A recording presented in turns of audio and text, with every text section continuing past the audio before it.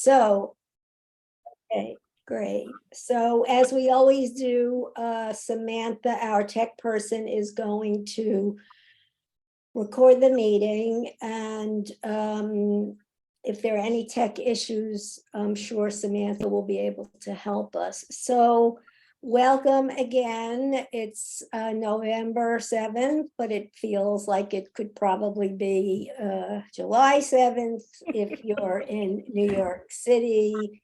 And we have a very comprehensive and rich program today, so I want to get started right away. The topic is the Asian American community fighting racism. And Carol Wang, who is at City College, an assistant professor in the School of Education at City. She currently serves as the PSC chapter chair, and she earned her PhD in educational policy studies at the University of Illinois at Urbana-Champaign. Now, each speaker is going to speak for about 20 minutes. Then we hope to have a Q&A, and of course, leave time for our discussion of the Medicare Advantage and everything that's going on around that struggle. So, Carol, take it away. Okay. Thank you for the PSC retiree chapter for hosting this. It took a huge effort to organize it, and I would like to thank all the committee members who make this possible.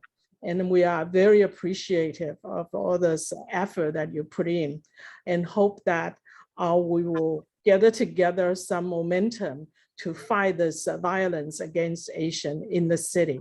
So first speaker will be Dr. Van C. Tran.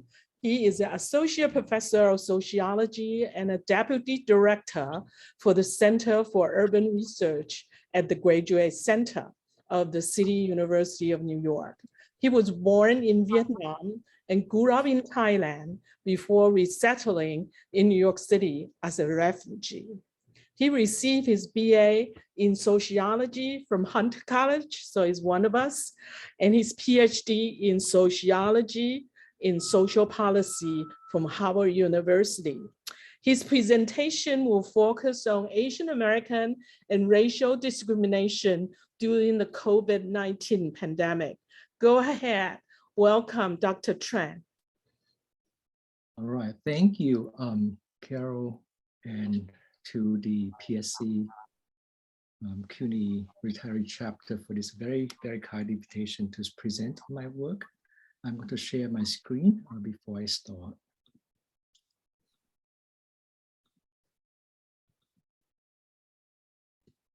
So this is based on new research I've been doing with a colleague, Wei Ho An at Emory University.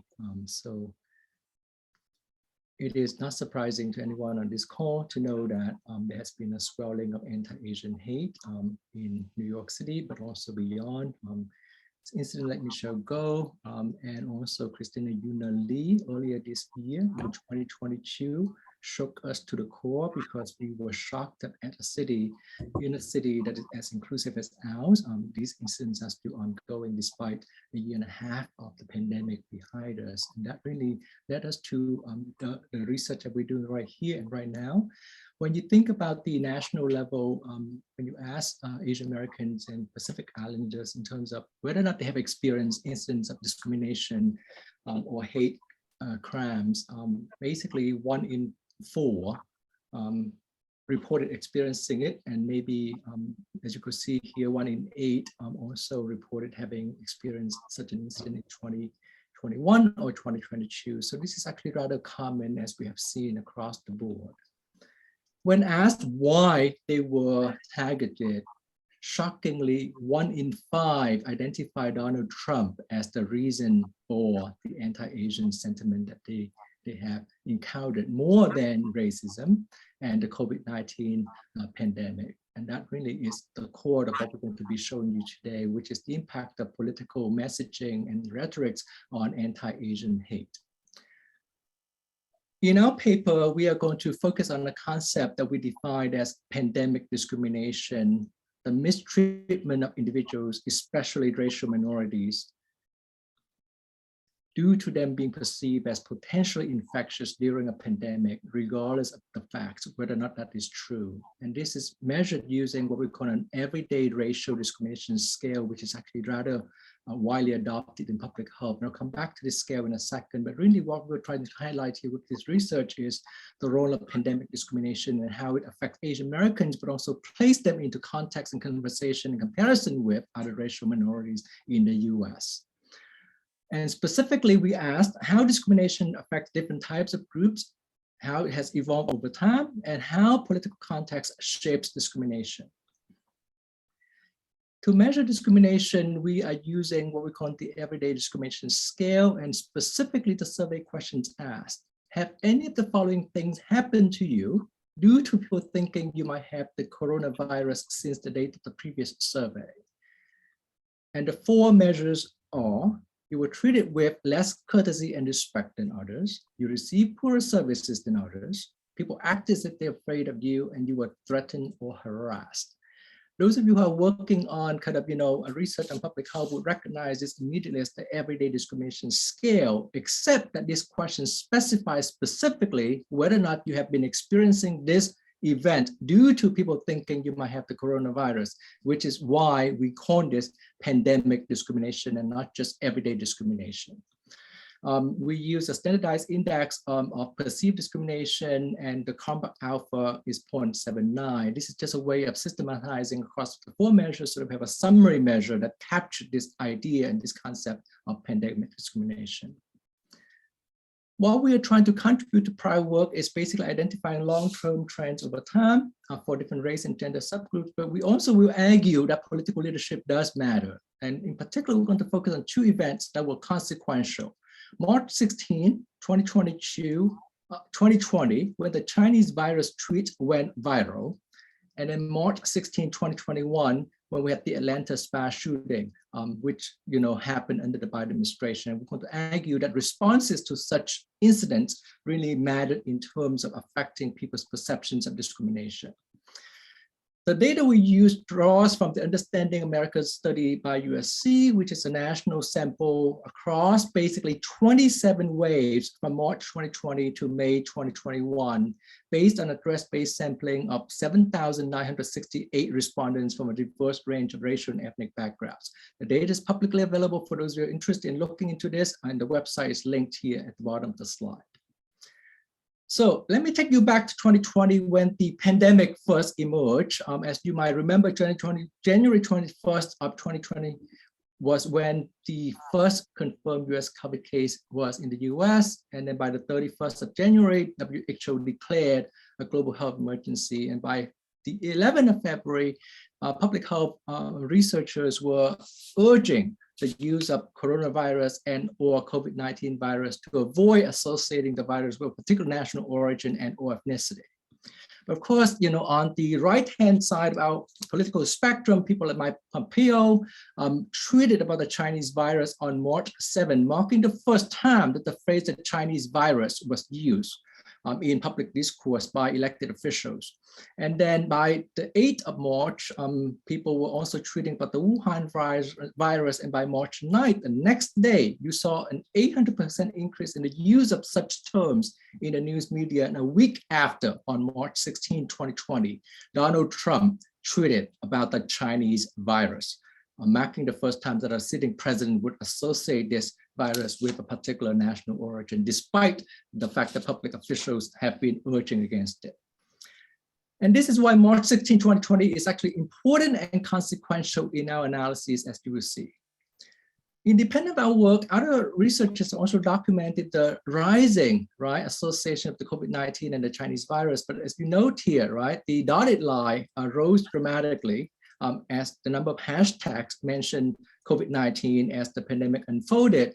But after March 16, there was a tremendous spike, as in the solid light here, on tweeting about the Chinese virus. And these tweets obviously were not neutral, because these are basically what we call stigmatizing political messaging and stigmatizing language that people adopt on Twitter. And here, an analysis by Stop API Hate in 2020 analyzed roughly 1,227 tweets and identified 136 of them as potentially stigmatizing, or 11%. And those tweets contain a variation of these various names: China, Chinese, Asian Americans, plural, API, Wuhan virus, Kung flu. And more to the point, of the 136 tweets that the report identified, 4 of them were responsible for 95 of on tweet, 99.5 of on retweets, and 99.5 of on liked. And the 4 candidates at the time who tweeted nonstop were our then president, Tom Cotton, who was an incumbent senator from Arizona, Bill Hagerty, and Cory Gardner. And as you can see here, more shockingly to us in this analysis, Trump alone was responsible for 80% of on tweets and 93% and 95% of on retweets and on liked. This underscores what I started the presentation with, which is that a lot of Asian Americans, 1 in 5, identified Donald Trump as the reason why anti-Asian hate rose dramatically during those early years of the pandemic. Our findings in our paper, which is co-authored by my colleague Wei Hua An, placed this broader anti-Asian hate into conversation with other groups. Here's the first slide. This is unadjusted, just descriptive trends of the percent of people who reported anti-Asian or Black, anti-Hispanic pandemic discrimination. What you're seeing here is there are 4 different groups. Let me walk you through it slowly. White in blue, Asians in green, red in black, and yellow for non-white Hispanic. And I should mention that non-white Hispanic excludes white Hispanics, which were included in the white category because there's no difference between non-Hispanic white and white Hispanics in their responses and their experiences. So to start with, 0 is the neutral line. So anything below 0 in a standardized scale, the pandemic discrimination, which is on the y-axis, signify less than average discrimination. And anything above 0 is more than average discrimination due to the pandemic. And what you're seeing here is for white, is roughly stabilized and they reported less than average pandemic racial discrimination. By contrast, there was a lot of spiking for Asian Americans early on in March of 2020, declining a bit more by July, the summer of 2020, when Blacks and Hispanic took over, in particular Hispanic, which peaked around August of 2020 as the pandemic spread across the country from the Northeast across the West and the Southwest.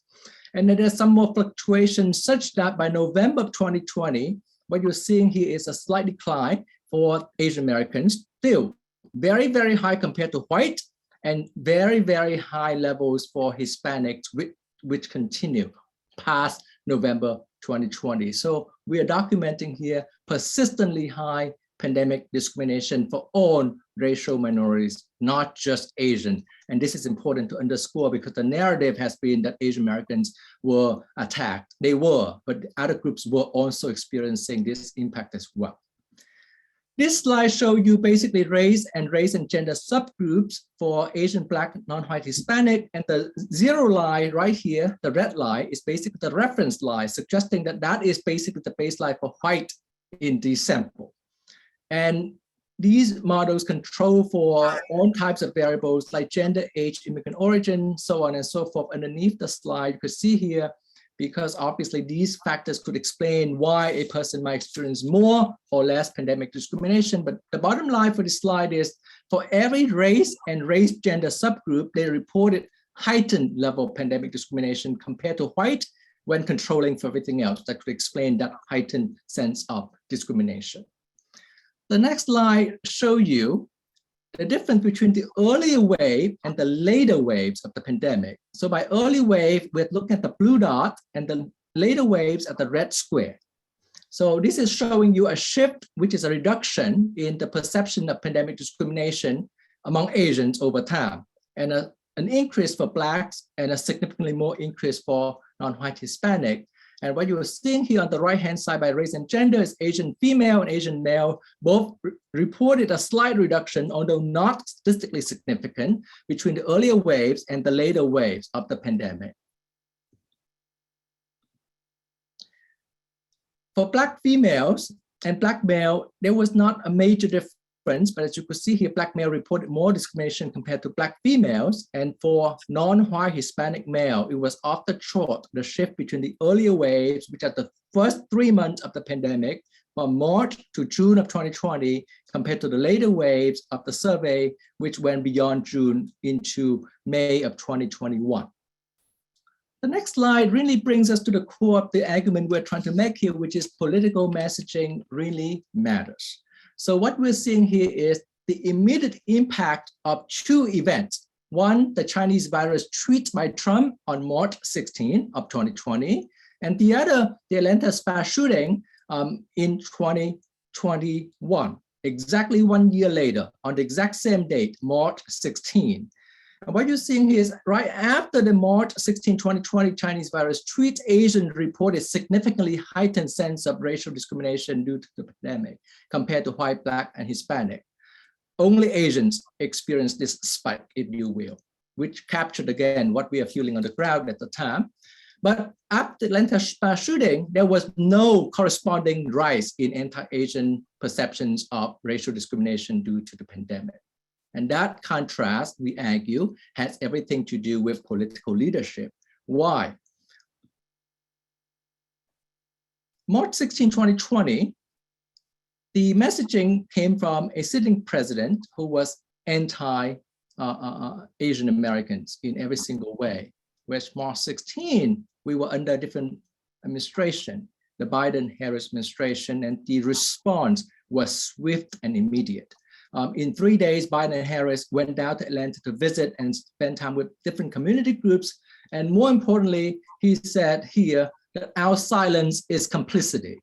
And this is really the message, which is that anti-Asian hate is unacceptable and it has to change. And there's no place for it in our culture and our democracy.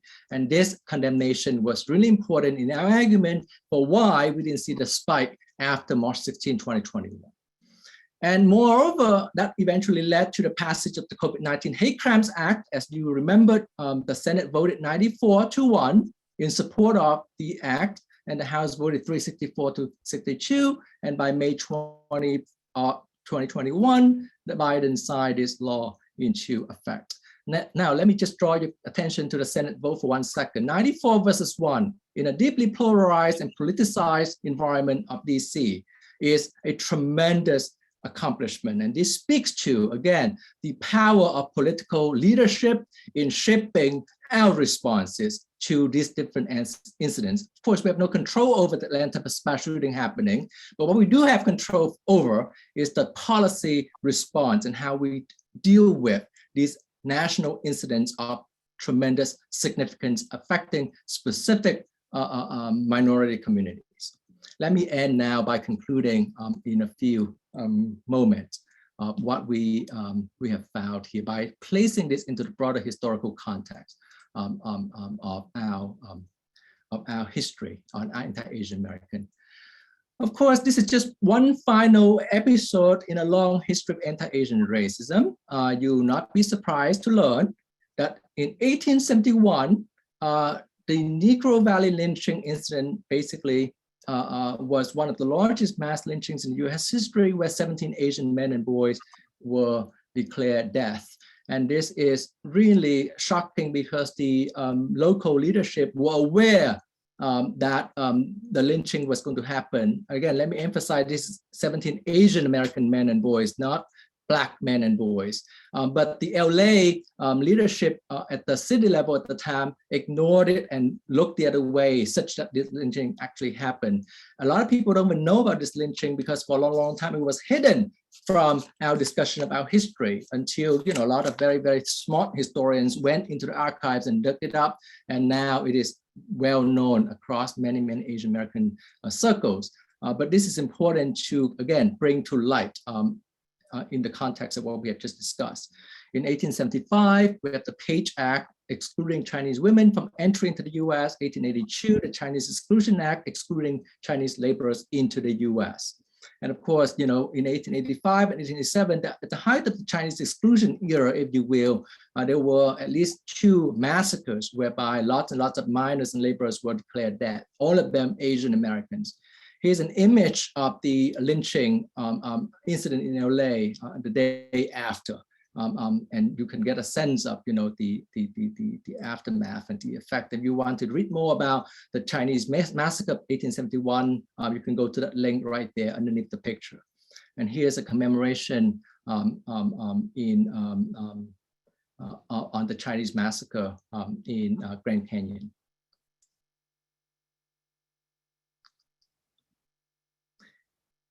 These are 2 books I would recommend to you if you're interested in understanding the exclusion of the Chinese. It's not the first time the Chinese Americans were targeted. They have always been targeted time and again. Every time there's a crisis internally, that which is most foreign is often the first that is being scapegoated. And this is not the first time, but these 2 are very thoughtful books that address the topic in great historical complexity that I would recommend to you.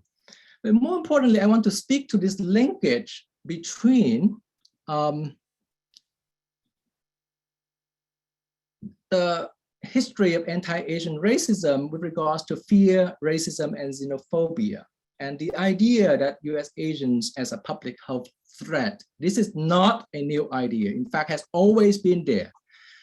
You might not know this, but past US epidemics and pandemics are very, very common. And here I have a list of 5 of them: the smallpox, the bubonic plague, typhus in 1916, the Spanish flu in 1918, and the TB epidemics of 1939. And time and again, what you're seeing is every single time there's a crisis like this one, Chinatown and the Chinese American community often targeted Chinatown because back then Chinese Americans were the largest Asian American group. Asian Americans are now much more diverse, and there's 25 different national origin, but Chinese Americans are still the largest Asian American group, accounting for 1 in 5 of all US Asians in the country. And public health officials, once again, in the names of scientific objectivity, often subjected Chinese Americans to delousing bath and group quarantine, presumably to contain the pandemic. There was also languages of how, the Chinese Americans were dirty and unclean, and therefore are potential carriers of the virus. This is 1890, 1900. And these are 2 books that address this topic in San Francisco: Contagious Divides and Fit to be Citizens, which actually is about public health and Mexican Americans in LA. So this again is not just about Asian Americans, although in this particular moment, Asian Americans have been targeted. Let me now conclude. There's only one pandemic, but multiple shared struggles by everyone, as you could see here. And basically, every group actually struggled differently.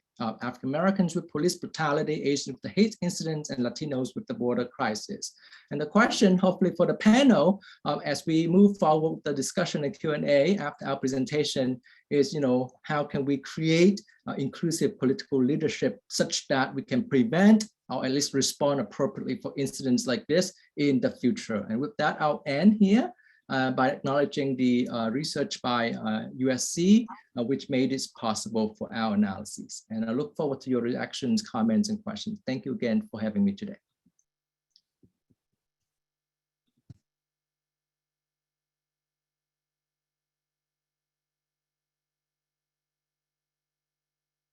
Okay, so I hope that you can hear me now. So thank you, Dr. Tran, for this wonderful, very in-depth analysis of this short period during the pandemic and refer it back to historical event that Chinese Americans suffered. If you have any question for Dr. Tran, you can post it, write your question on the chat. And I think Bonnie will gather together all the questions for Dr. Tran, and he will respond after all the presentation. Okay. The second presenter is Ravi Kalia, professor of history at City College of New York. He specialized in South Asian studies.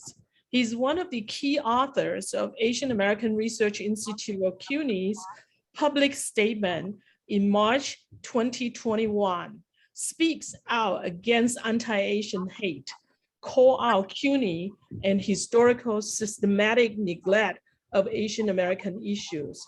That was published by ARI. He is the author of several books on urbanism and religious militancy in South Asia. He's widely contributed to Refer Journal and international media.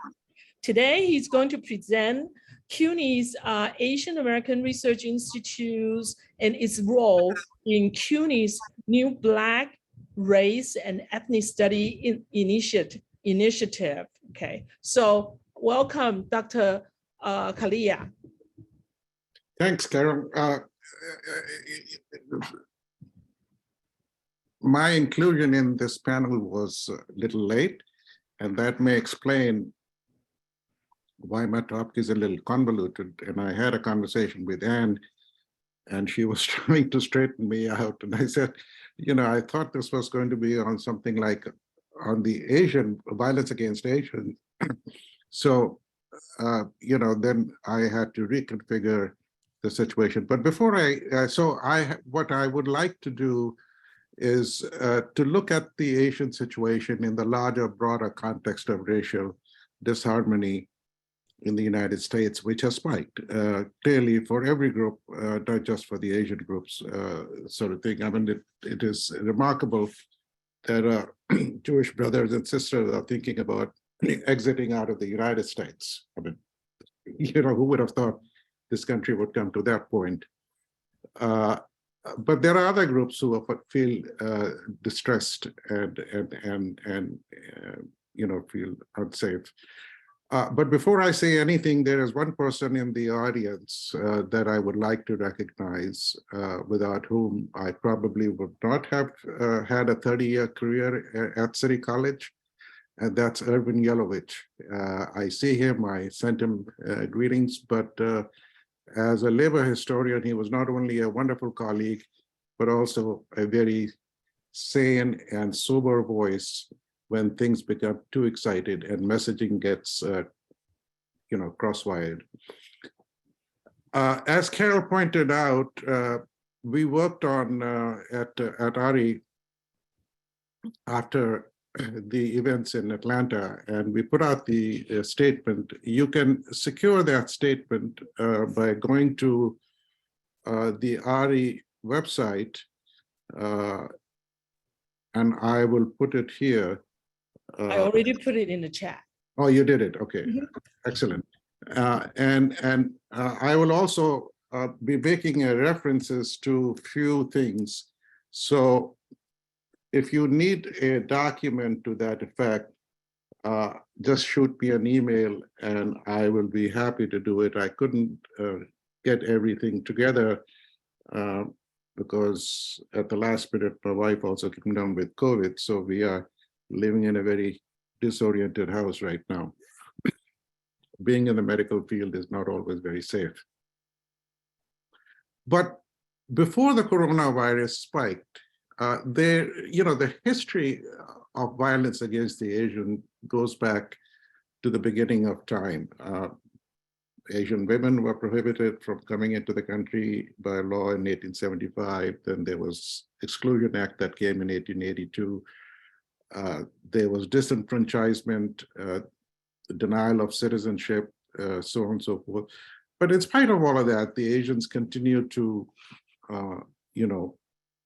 struggle and to make some progress. Then we have 9/11 that came along, and if you recall from 9/11, a lot of Indians were targeted, especially of the Sikh community, a religion that was founded in the 16th century and is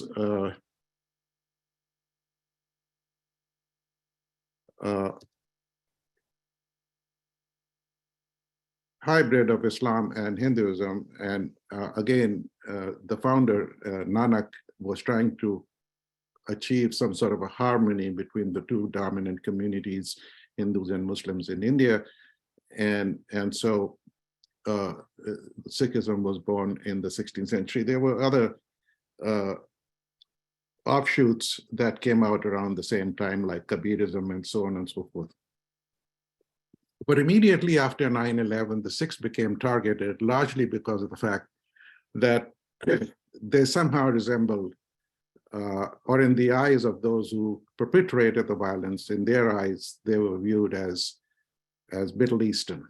So it doesn't matter whether they look like Middle Eastern or they look like Swedes. The point is that they were not responsible for 9/11. So why target somebody who is not involved in the conflict, who is an innocent citizen walking down the street, and then you shoot him? It makes absolutely no sense. It denies every common sense and every aspect of humanity that we cherish so dearly. So people have different ways of expressing itself. I think my colleague, who didn't linger very long at City College, and I'll put her name down, Leslie Loco, who came Ghanaian Scottish descent as the Dean of City College Architecture School, Spitzer Architecture School. She lasted about 8 or 9 months, and she resigned on the grounds that there was no accountability, and racism at the college was so palpable that she really didn't have any skills to deal with it. And so the best thing she could do was to quit City College and leave. If you want to read up that story, just Google her name and put CCNY in front of it, and you will see the media. Her story is covered in the international media. Of course, we know about the violence that has continued against the African American community and so many other groups. What was unusual about the Asian American violence against the Asian American community, as we sat down to draft our document, was the fact that it was being perpetrated from the White House. The President of the United States was encouraging this kind of a discussion. And you can say that it had kind of a bad humor, I suppose, and people laughed about that kind of stuff, more or less in the same fashion. When Paul Pelosi was hit by a hammer, you saw all kinds of memes running around on the internet, and that he had a prostitute and that everything was fake and the news media cannot be trusted. And that's the problem. The problem that any group faces is when the institutions break down, when they become compromised, because it is only through institutions that any community can seek any redress. And unless and until those institutions are protected, it becomes a very serious problem. Now, obviously, none of us can read anyone else's mind, but certainly actions are easily identifiable. We determined in New York City, where Asian Americans make up about 16% of the total population, the violence has stoked so much fear that many people are afraid to step out of their homes or to go and do grocery shopping or whatever they need to do to go about doing the daily business. So far, this in last year, Professor Tran has already documented the number of events that have occurred, so I'm not going to go over that list. But suffice here to say that list has not stopped. It continues to multiply, and increasingly more and more people have been targeted in this unfortunate ongoing event. What is interesting is that in this discourse, there is never any mention made about the contributions of the Asian Americans that they have made to the country. It's completely omitted. We talk about them as railroad workers, as laundry people, as restaurant owners, and so on and so forth, but they've done more than that. So let's be a little honest about it.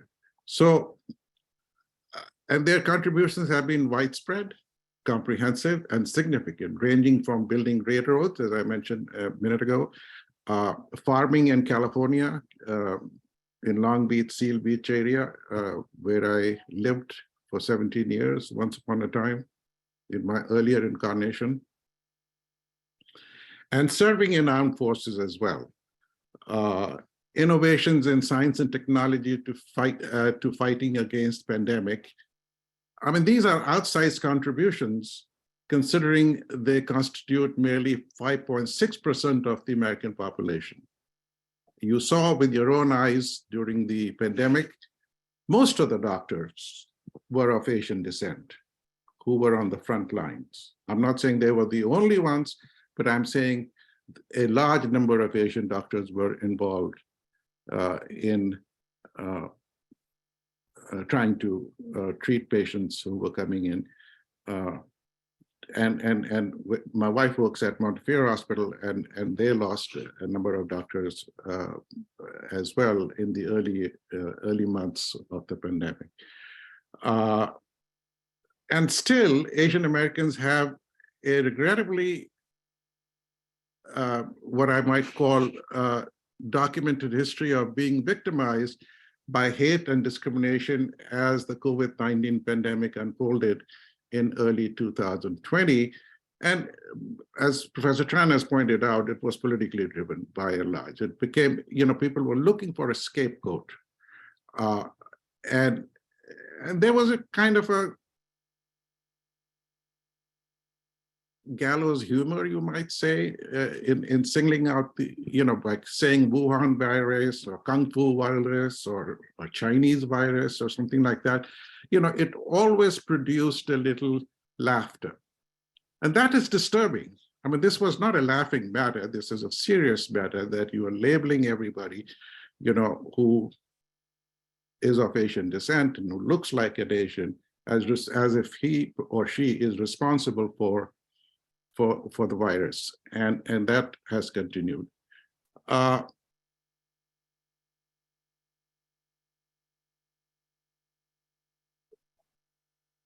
Other organizations across the United States have reported a substantial rise in anti-Asian American violence over the past year.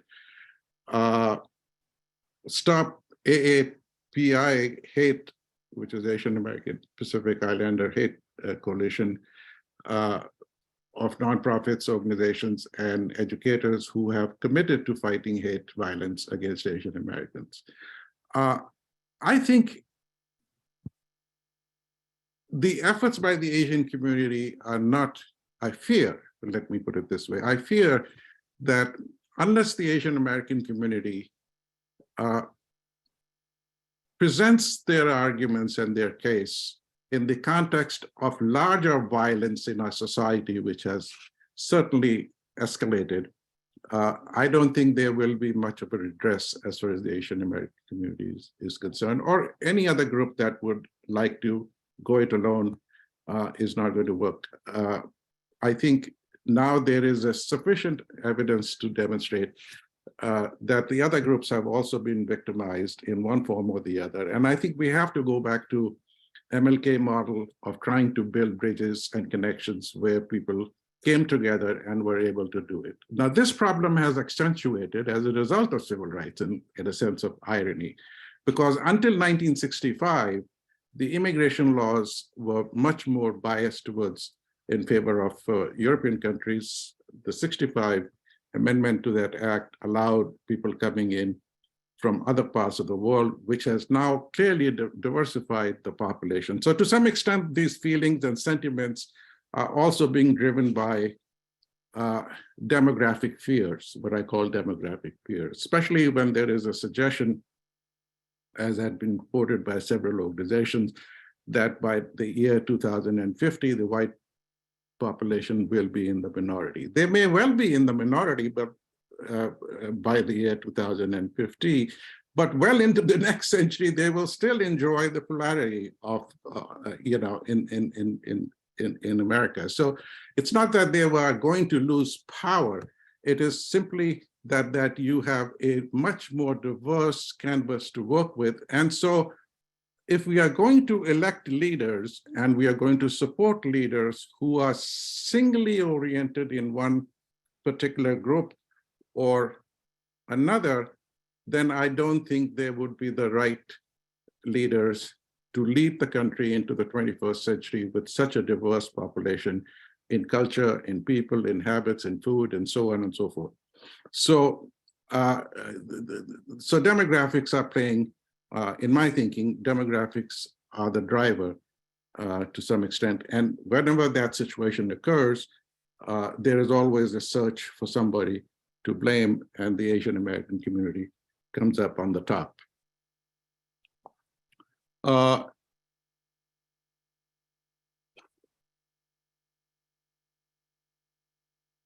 The President Joe Biden, as Trump pointed out, made a very strong statement, and that helped. So again, it's the responsibility of the leadership to take the lead, which is why they have been essentially elected. There was, during the Trump years, it was a constant drumbeat. Now, this was not simply, again, I'm a little reluctant to say that what Trump was doing was somehow driven purely because of the virus. Virus became a convenient handle to otherwise attack China because of the growing rivalry between the United States and China, Xi Jinping's growing ambitions in the Pacific region. His Hong Kong has already lapsed to mainland China, and now, of course, Taiwan. So all of those geopolitical considerations were always there. And so this was a good way to rile up the population, you know, against the anti-China or anti-Asian sentiment as well. So I think we cannot ignore the geopolitics of this hate situation.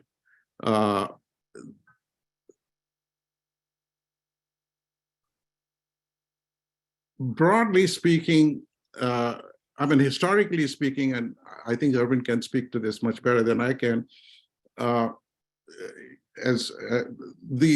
racial relations in this country, by and large, are seen in two colors. It's a binary choice, white or black sort of thing. That again changed, as I said, after 1965. And even if you take just simply the Asians, you know, they are a very diverse group, from India to Pakistan, to Burma, to China, to Japan, to Southeast Asian countries and Central Asia, and so on and so forth.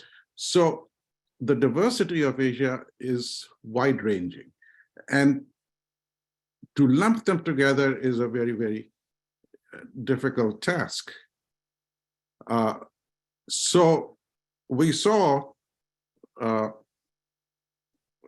the Sikhs were not only hit after the 9/11 episode, but more recently in Wisconsin, some crazy guy went out there and had shot people while they were praying. So in Milwaukee. So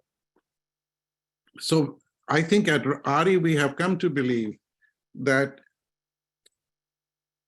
CUNY, and I cannot leave CUNY out of this discussion, CUNY is uniquely positioned to take a moral and civic responsibility to assume an unmistakable role of leadership against both hate crimes and to become more inclusive of this community. If you look at the power structure of CUNY, you will find there are hardly any Asians that can be identified. More recently, we had two presidents who have been appointed, one I believe at Baruch, the other at Queens College, but the one at Queen College also received some hate mail. I have received hate mail while being at City College from all different directions, and it never seems to end. So what we basically were appealing to, and Chancellor Mattel basically admitted that he had no idea that Asians were so neglected. Now, you know, when the leader of a major institution makes that observation that he was not aware about the condition of the Asians, and the leader Milliken before him made the same observation, you know, that makes you wonder that they came to this powerful position without any thought about what the population mix is in the CUNY system, what the population mix is in the city of New York, what is its mission. So these are issues that remain unaddressed. Okay, so I'm going to leave it here, and I'm sure more stuff will come out during the Q&A that Anne has promised. Thank you, Dr. Kalia. So if you have questions for both Dr. Tran and Dr. Kalia, you can post it in the chat. And I think Professor Bonnie Nielsen is taking care to put all the questions together for Q&A. Okay.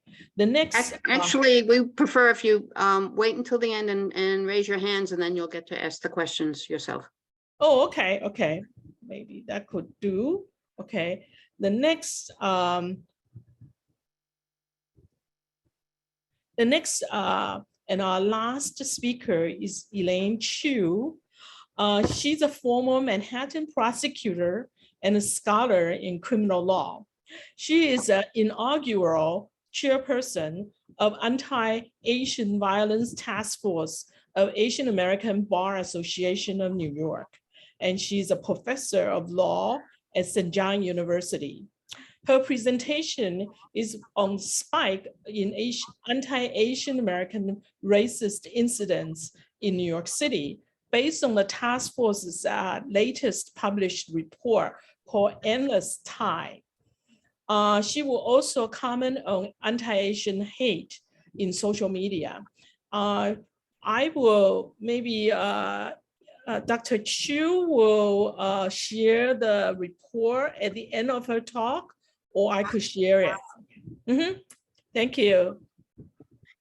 Great. I'm so delighted to be a part of today's panel, and I've already learned so much, and I wanted to turn to my report, which will really share a bit about the legal side of what everyone has been talking about. So first, can everyone see my screen?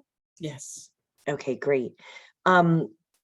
So what I wanted to first start with is what perhaps I kind of take for granted, often speaking with legal audiences, but that is really what is the definition or the basics of a hate crime.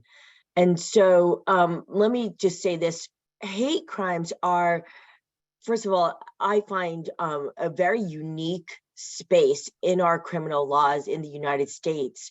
They are this rare part of the criminal law that really tries to see the criminal law as a tool, not of racism, as many of us have come to understand, but instead as a tool of anti-racism.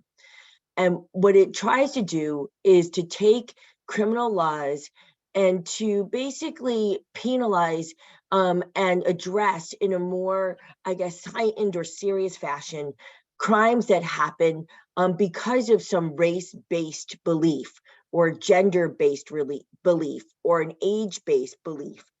It basically highlights certain motives that we as a collective find objectionable, find really a violation of our social compact, and it flags those motives as being particularly heinous when they are then attached to motivating, leading to crimes. And so that's what hate crimes are. They're not just regular crimes where often we don't care what the why is. Why did you intentionally assault someone?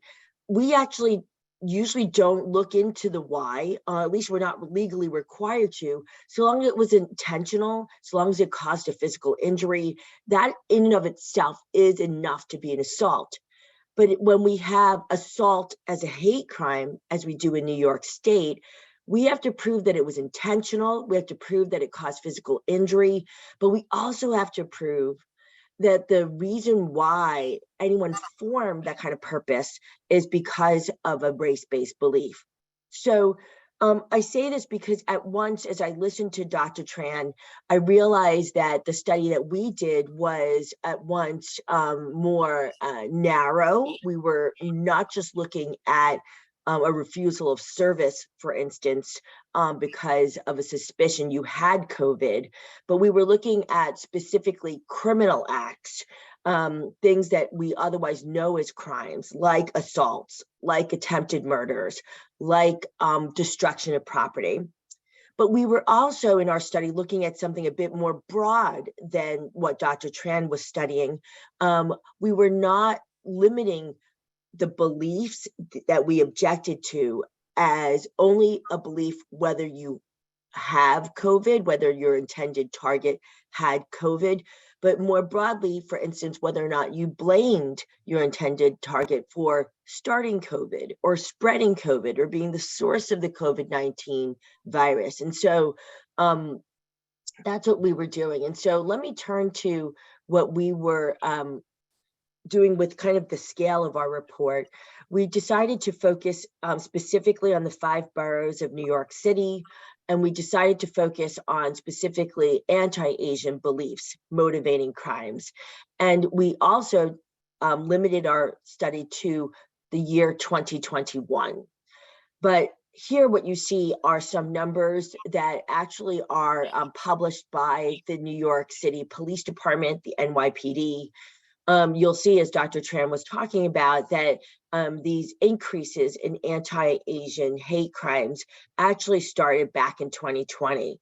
So right here, you'll see that there was 1 complaint in all of New York City in 2019 of an anti-Asian hate crime, which in and of itself kind of defies belief, given our population numbers in New York City. That rose to 27 complaints in 2020. And then that became in 2021, 131 complaints of an anti-Asian hate crime.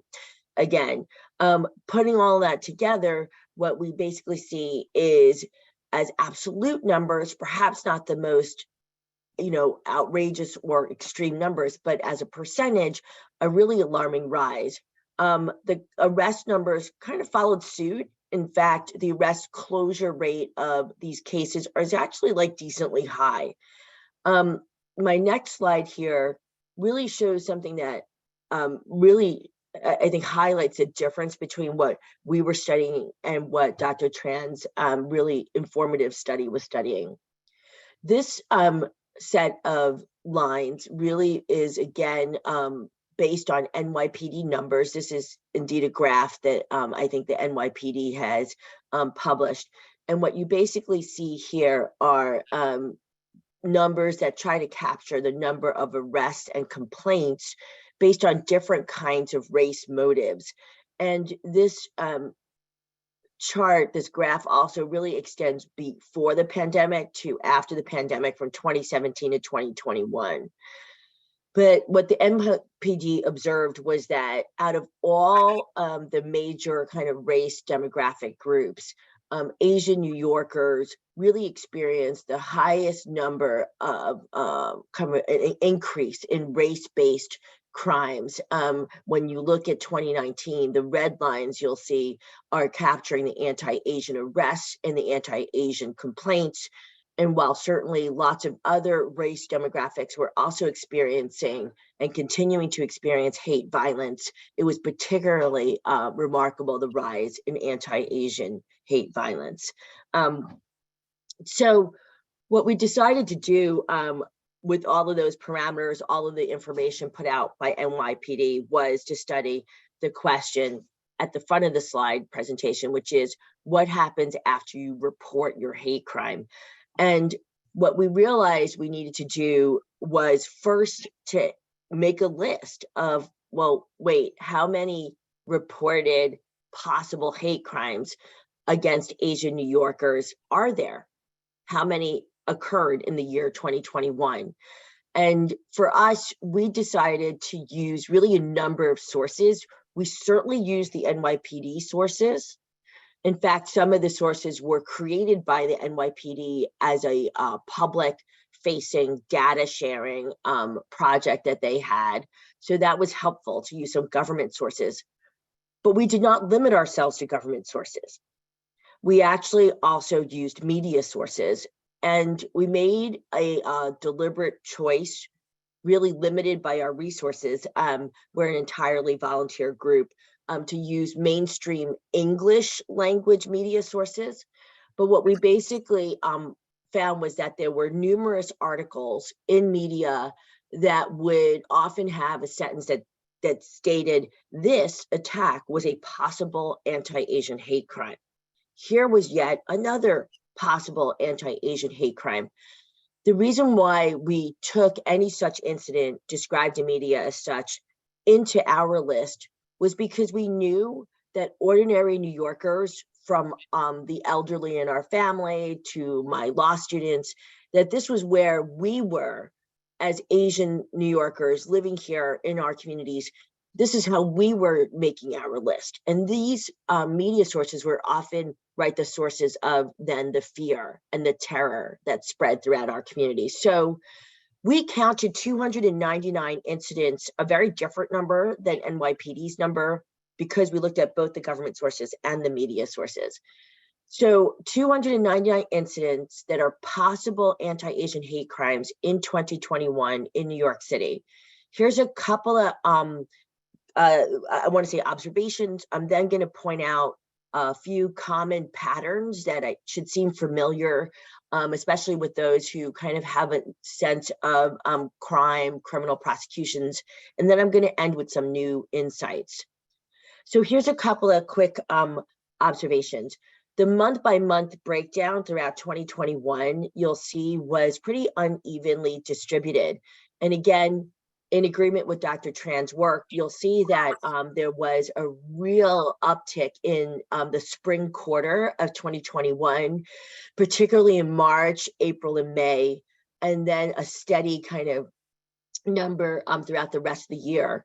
I say this is in agreement with Dr. Tran's work because what we theorize is that the Atlanta spa shootings may have, although the political rhetoric was better, may still have spawned some copycat attacks, as we see a lot in criminal behaviors. It also, as some of you may remember, coincided with the timing of when many, many more New Yorkers were able to get vaccines, and therefore were out and about in much larger numbers than we had seen since the onset of the pandemic.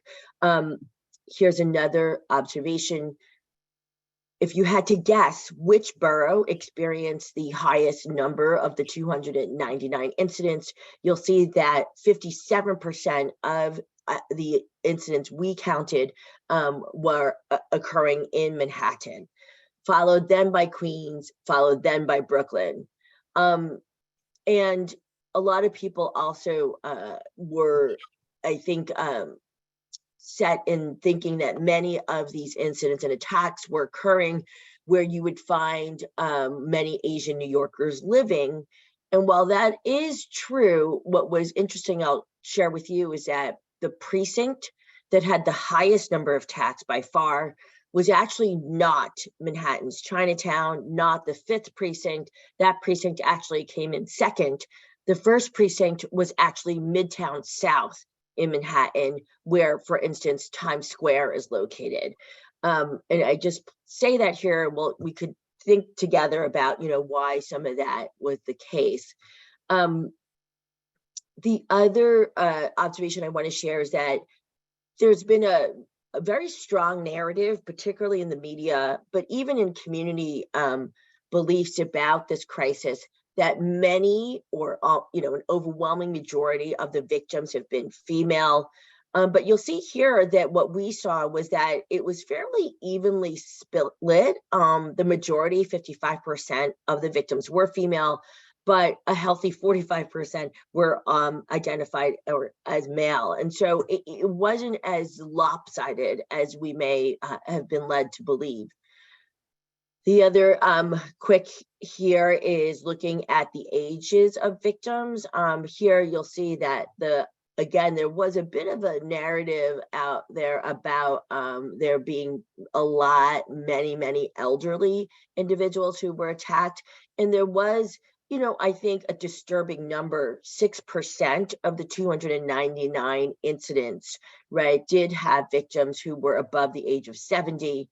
But you'll see that really the overwhelming number were really in that kind of middle age group between 20 to 59, 20 to 69. Let me just move on here. Here's where we start to talk a little bit about some common patterns. That's just true across a lot of American kind of crime, at least in the modern day. So the common pattern, number one, was that most of the perpetrators of these 299 incidents were men. 82% were male. A second demographic for perpetrators is that their ages. Most of these perpetrators were also within that middle age group between 20 to 59, as you could see from this chart. Here's another common pattern. If you think about the fact that a lot of these crimes were crimes between strangers, and I'll talk more about that in a minute. Most of these 299 incidents were crimes between strangers. Where do strangers meet strangers? Strangers interact with strangers in public spaces. And so 97% of these incidents occurred in public spaces. That's typical for stranger on stranger crime. And then finally, maybe perhaps the most interesting but very common pattern that folks may know about, but kind of have to put a little bit of 2 and 2 together here. We were really trying to figure out what happened to these reports after they were made to law enforcement, right? And specifically, what happened in the criminal legal system of New York State.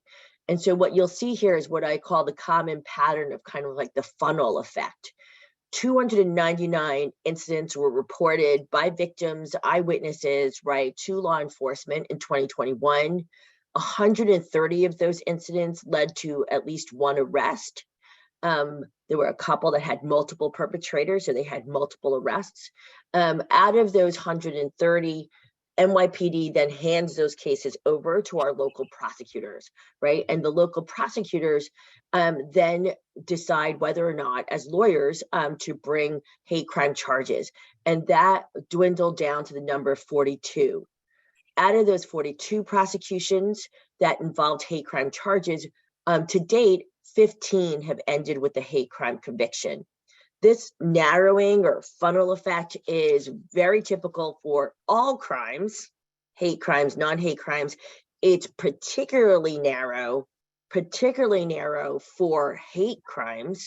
Prosecutors tend to be, more so conservative with whether or not they charge hate crimes. And then securing convictions is also quite difficult. Let me just talk to you about what's happened with the other cases. If 15 to date have ended in a hate crime conviction, where are the others? 14 have so far involved a formal legal diagnosis of a mental illness, and 13 are still pending. And particularly this mental illness number 14, I want to say, is also a common pattern I think we're experiencing in New York City right now with the crime waves that we see. And so these are some of our common patterns. Let me just point out a few of the uncommon ones, and then I'm happy to end my presentation and take questions. So here's some new insights. As a relatively, I think, new scholar to the study of hate crimes, I prosecuted before New York even had a hate crime statute because I go back to Robert Morgenthau days. But I learned a lot in doing this work. One thing I learned was that the types of crimes that are used to express hostility or some kind of discriminatory belief against a particular demographic really vary. Anti-Asian hate crimes the predominant type of crime that folks committed were assaults. You'll see here 58% of these 299 incidents were about physical violence, physical attacks, or threats thereof. If we were to look at a circle graph that was, for instance, about anti-Semitic crimes, we would really see a much bigger number, for instance, for property damage, right? And so it's actually, interesting that the crimes of choice really vary. For Asian New Yorkers, it was one very much about physical violence.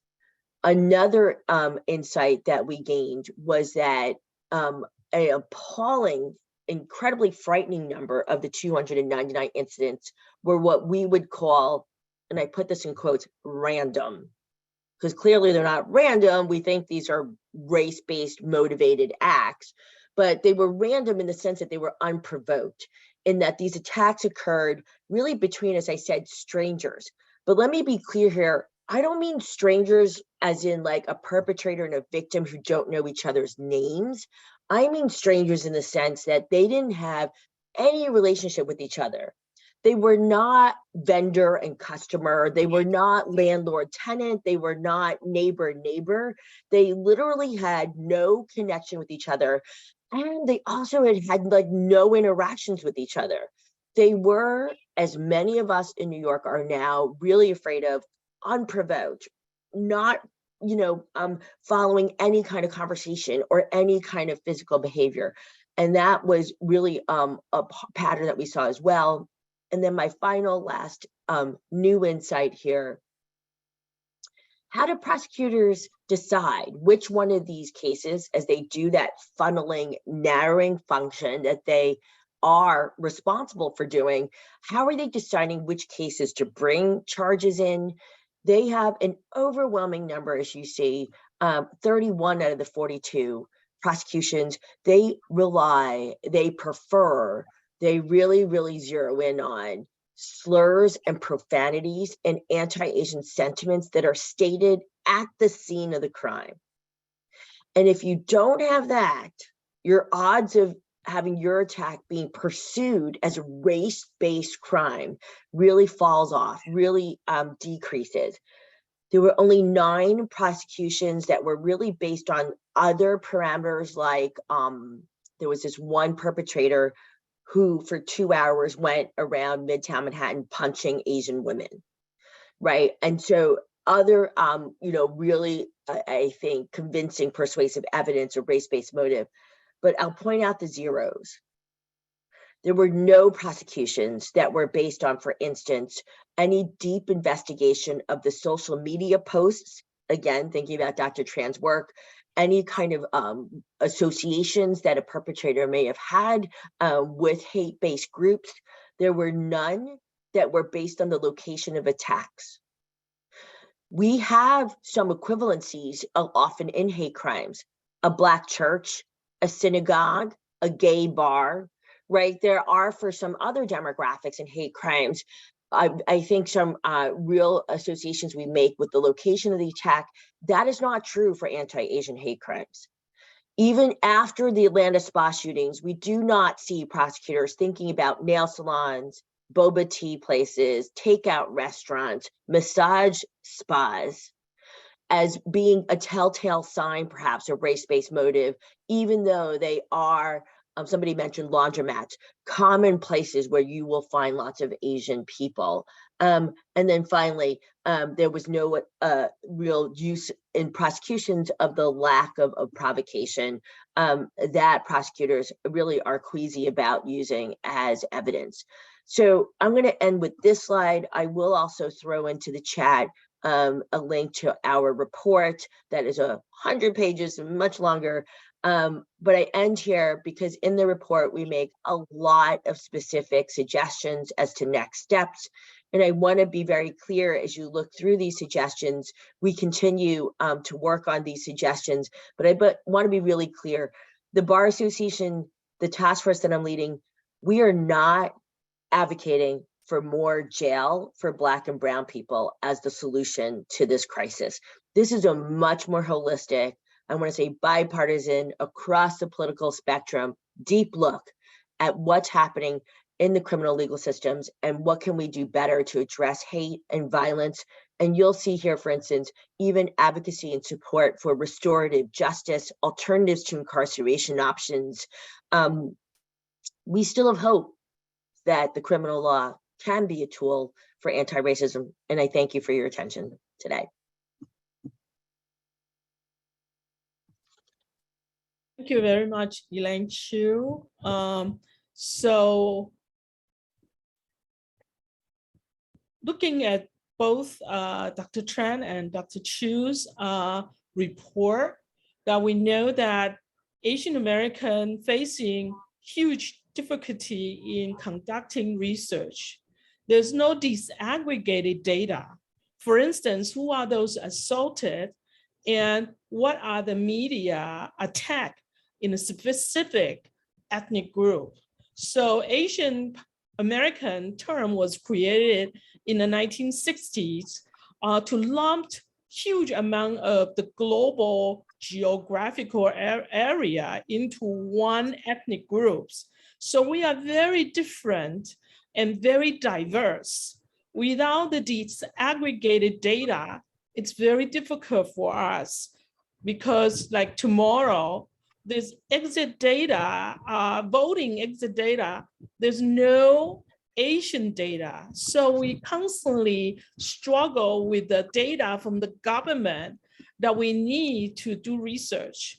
So with this remark, I will open the floor for the questioning, for questions, okay? Any questions?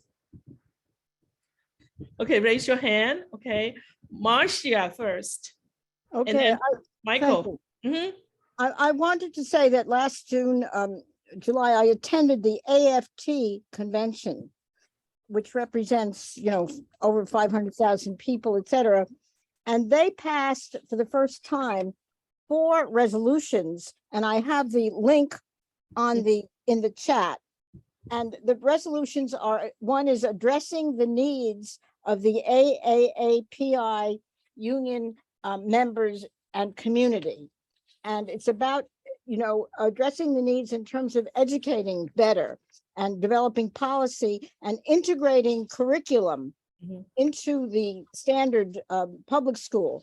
And now they also have a resolution on reproductive rights and the protection of women, which affects Asian women, and the other resolution on Stop Asian Hate and the Stop Violence Against Asian Americans. So you can look at that, and they say that the Asian American community is 24 million strong and is a mosaic of ethnic diversity, which represents over 100 languages and 50 ethnic groups, and that they will, it will increase to 47 million by 2060. So we have to get busy on educating people to embrace our Asian American comrades. Thank you, Marcia. Okay, Michael, you're the next. Michael Frank? Yes. Professor Tran focused on leadership, political leadership. Professor Kalia also focused on political leadership and institutions. And Elaine Chu's focus is law. My question is, do the problems lie deeper in the way that the entire political economy is configured and the culture that is attendant to that?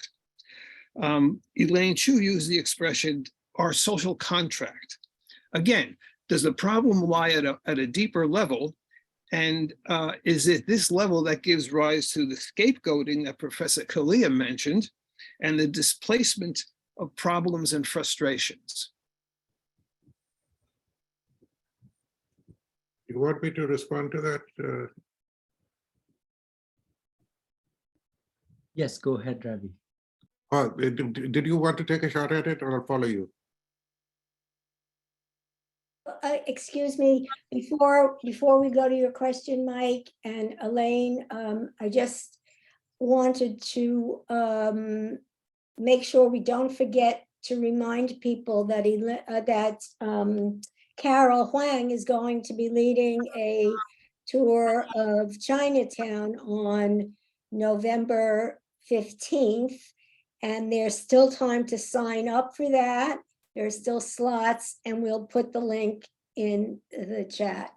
The other thing is we're going to have to stop this part of the program at 2:30 in order for our next part, because the speakers for our next part of the program are kind of time constrained. So Mhm. go ahead, Carol. So maybe Elaine and Dr. Tran, you can unmute yourself, so could jump in. Ravi, you answer first. Well, no, I think he's raising a very important question. And, you know, the institutions clearly matter. If the institution is not compromised and operates in accordance with its policies, rules, and bylaws, then of course there is no problem. Let me explain this situation anecdotally. You know, when I was starting out in graduate school at UCLA, you know, I figured if I could get a job at another university in the administration, it'll help me fund my graduate studies. And when I interviewed, and the position was for international coordinator, international student coordinator, basically, very low paying job, but enough for a student, I suppose we could do it. And when I interviewed, the interviewer basically told me, look, you have excellent credentials. We like you, but we cannot hire you. And I said, why? What is it that I'm doing wrong? And he says, no, it's not that you are doing wrong, but you don't look like an American. And I said, what would that be? Well, he says, you know, you don't have blue eyes, you don't have blonde hair. And foreign students look for an American counterpart. Now, on one level, I understood the concern that he was basically trying to express, but on another level, I tried to explain to him that are we not a multicultural society? I mean, by late 70s, we certainly were. So how do you respond to something like that? Now, obviously, I was much more interested in graduate school rather than pursuing a legal case against that thing, which I would do later on anyway. That's a separate story altogether. So institutions and the integrity of the institution is highly important. That is what I was trying to get across. And the second thing, of course, as Professor Tran was basically talking about, is absolutely, if the leader does not lead with a moral compass, then obviously we become victims, no matter which ethnic group you belong to. Yeah. Can you hear me? I had to Yes. switch to headphones. So I'll just chime in and say it too is an excellent question. And I think that when I mentioned the social compact, you know, one of the reasons why we were studying this, what happens after you report your hate crime, was because there is such apathy, or there is really such a stubborn kind of refusal in Asian communities often to engage with legal systems. And there's a lot of historical, cultural norms behind that. But I think what also is true is that there is something really much more about the fact that many Asians and marginalized communities do not understand the law, do not believe that the legal systems were built for their protection and their public safety. And so there really is often the question, well, why should I? It's not going to do anything for me. If anything, engaging with the police and with prosecutors, right, is going to continually re-traumatize me, if not traumatize me more, because I'm probably going to face more race-based kind of attitudes and really a dismissive and like lesser kind of victim, ignored victim status, which I have to say is also part of what we found as a task force. We counted 299 possible hate incidents, but what we have also met are many victims and survivors who just never wanted to engage with the system. Perhaps they were working with someone for social services, but not really wanting to engage with the criminal legal system. And then we found so many who tried to engage with the legal system and were turned away. And so there's so much underreporting, but I think some of it comes from a real, perhaps, and maybe correct belief that these systems and institutions were not built for them. They're not about them. So Well, just add a footnote on this, which Right. is, as a social scientist, I believe in multi-causal stories. So there's not one particular factor that affected the anti-Asian hate that you are seeing.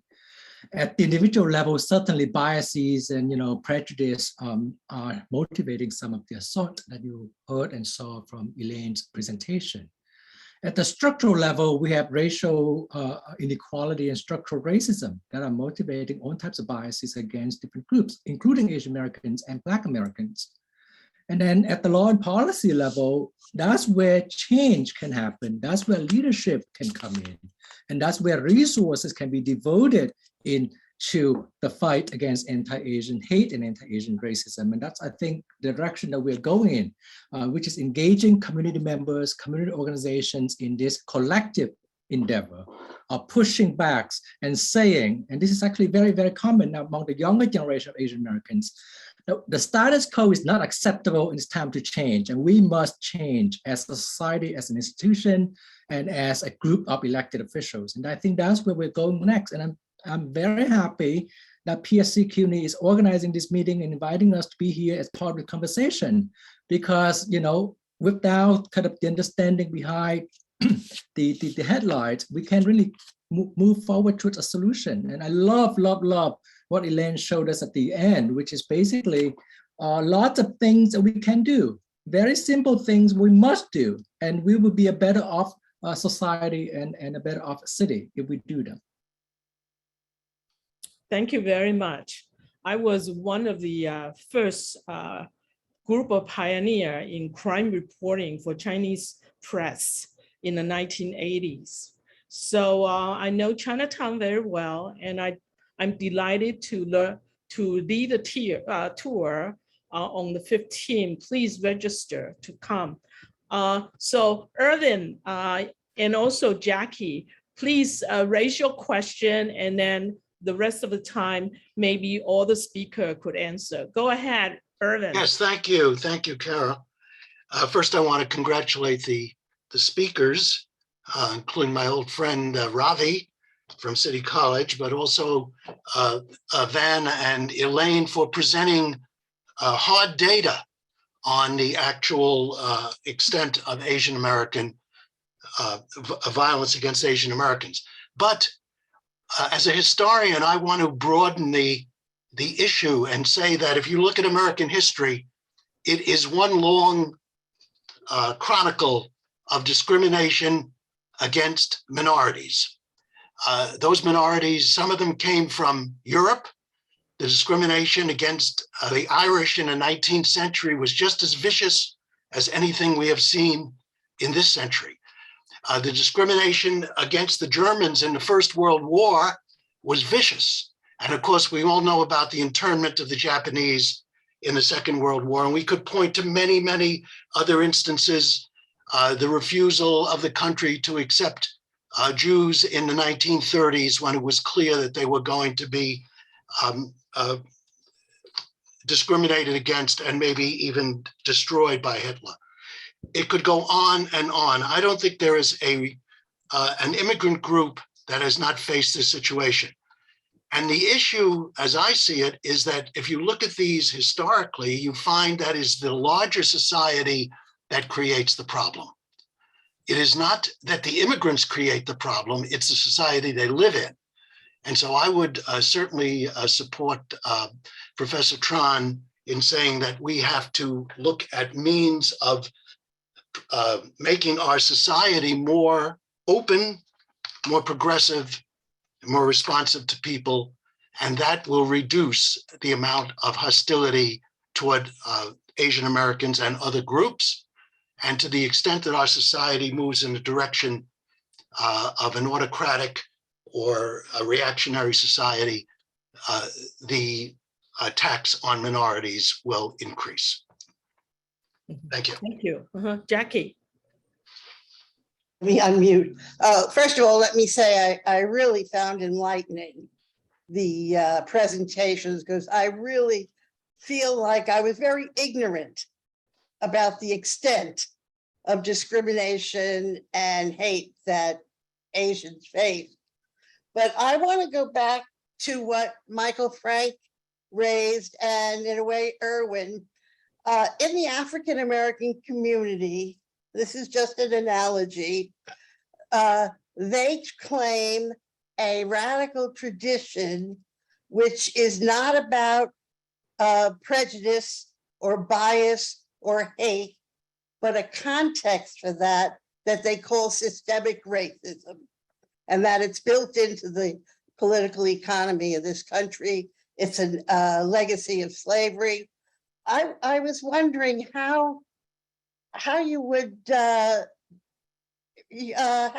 understand, and I heard it here some of it, what systemic condition is for Asian Americans. How is it rooted in the political economy?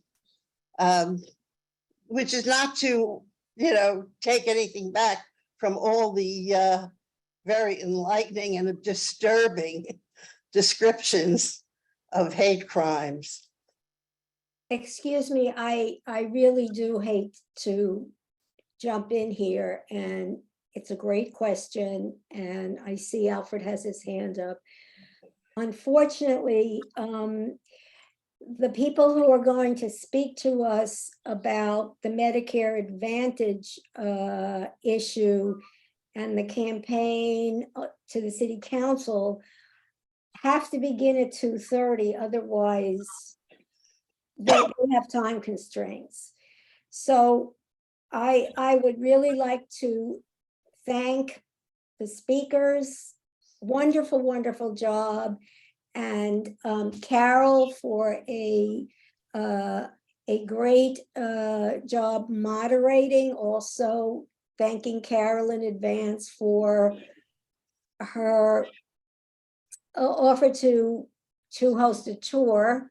And I'm sure that all the speakers can, if they have not already done so, put their contact information in the chat, and that includes you, Carol, so that people can contact you and hopefully continue this conversation when we have a little more time. And I really apologize. We're in this unusual political moment with our healthcare, and we just have to move on to that right now. So thank you very much. Thank you. And Can I just say in 15 seconds respond to Jackie? It is the forever foreigner stereotype, which is no matter how integrated Asian Americans are into American society, we are forever foreign in the eyes of most Americans. That's the predicament that we're basically in. Some of Jackie's question that I could answer during the tour. I think without immigrants, there's no future of Chinatown. So immigration, fighting for a more open immigration for people to enter this country is also Asian Americans' goal in broaden and diversifying United States. So thank you, the retiree, for hosting us. I am thrilled to have 153 retirees who have built brilliant careers in CUNY to come and lend your ears to us today. So thank you so much. Thank you. This doesn't have to be the end of the conversation. We can certainly carry on this conversation. It won't be too long before we are part of you as well. Oh, right. And we very much welcome you when you're ready to come into the retiree chapter and stay for the next part of the meeting, because yes, we too will be a retiree very soon, and we all care about healthcare. So I'm going to do a quick segue to Dean Hubbard, our executive director. Is Dean? Yes, I'm here. Okay. And then so Debbie those Bell. who could lead, the meeting is adjourned. Those who wish to leave could leave. And thank you for all the speakers. Thank you, Carol. So we have Dean, our executive director, and Debbie Bell, our former executive director. And I am going to turn this part of the program over to Bonnie Nelson to moderate, because I need to get on a call with Bill Friedheim and a couple of others. We are going to meet with our councilman, Eric Dinowitz, in a few minutes and do some lobbying. So I'll see you all soon, and great meeting. So Thank you. Thank you very much, Anne. And I'm going to turn this over to Dean, who will give us an update on where we stand, if he has any idea. Yeah, all right. Thanks, Bonnie. And yeah, thanks very much to the speakers on anti-Asian violence. That was a very powerful and enlightening conversation. So I appreciate that. So I know everybody's well aware of the situation in which the city and the MLC have been trying to force the city's retirees into a Medicare Advantage plan. Everybody remembers the lawsuit that the retirees won, at least in part, and the order from the judge that the city could not charge retirees a premium of $200 to keep their senior care because of the provision of the City Administrative Code, Section 12-126, which puts a floor of $700 under the city's contribution to healthcare for employees, retirees, and their dependents. So the city's strategy then became to try to change that provision of the law, Section 12-126. And you all, and retirees around the city, and a lot of their supporters, including us, have been very effective so far in the council. Not one single council person has been willing to sponsor this piece of legislation. No committee chairs have been willing to schedule hearings. So probably as a result of that, Renee Campion, who is the city's commissioner of the Office of Labor Relations, sent a letter to all council members, basically with an ultimatum that unless they passed this change to the law by last Friday, the city was going to ask Marty Scheinman, who is the arbitrator, who's sort of the chair of the so-called tripartite committee that's responsible for implementing these health savings agreements that the city and the MLC agreed to in 2014 and 2018, that the city would ask Marty to issue a ruling directing that the city place all retirees into one single healthcare plan, and that being a Medicare Advantage plan. There are significant practical, legal, and political obstacles to the city doing that. And Debbie Bell, who's also here, can talk in more detail about that. I'll just briefly mention that they don't have a provider for Medicare Advantage right now. The alliance of Emblem and Empire that they had previously negotiated a contract with backed out. So they're now trying to negotiate a contract with Aetna, but that hasn't been finalized yet, and it will take months, even once it's finalized, to implement. So that's one practical problem. And then there are legal questions. There are serious legal questions about the ability of the city and the arbitrator and the MLC to force retirees into a single healthcare plan without a change in the law.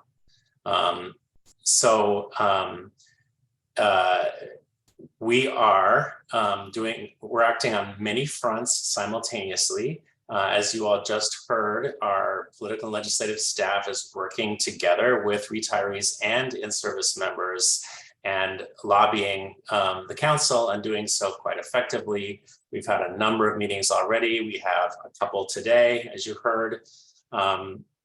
And we have sent over 4,000 letters at this point, roughly evenly divided between retired and in-service members to members of the council on this issue. we are, part of the problem is that there is a real crisis in terms of the cost of healthcare, and how the city and the MLC will begin to address the issue of that cost. We feel quite strongly that putting it on the backs of retirees or in-service workers is not the way to address the problem. But there are really serious problems.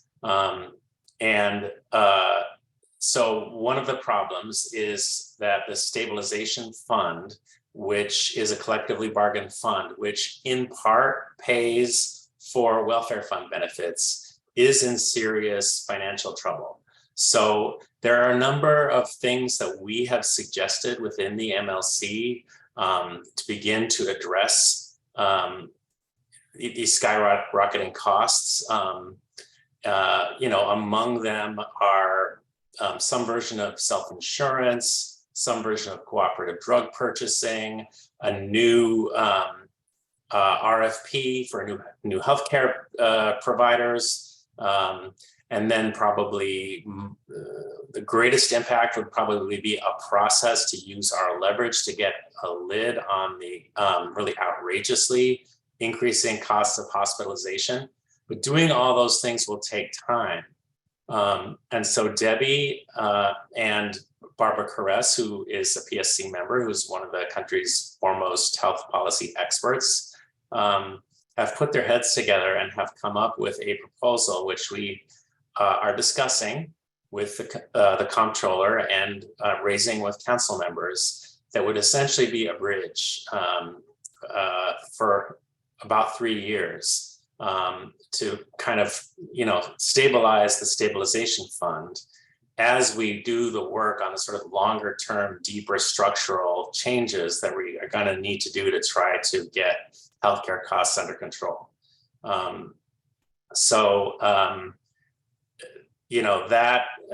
We're discussing it already with council members.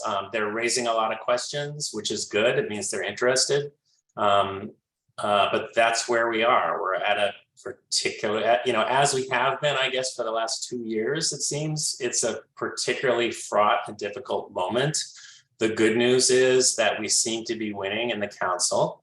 The bad news is that the city is still pushing very hard to try to move people onto Medicare Advantage. And so we are doing everything we can to both resist that and do our part to, sort of come up with a set of solutions that are actually workable. So that's a very brief summary of, a lot of very complex things that are happening. But I should probably stop there and turn it over to Debbie to maybe fill in the blanks and cover anything I didn't cover and explain some of the trickier technical parts of it. Thanks, Dean. I think you did an excellent job of summarizing where we are at, and it's a very complicated picture.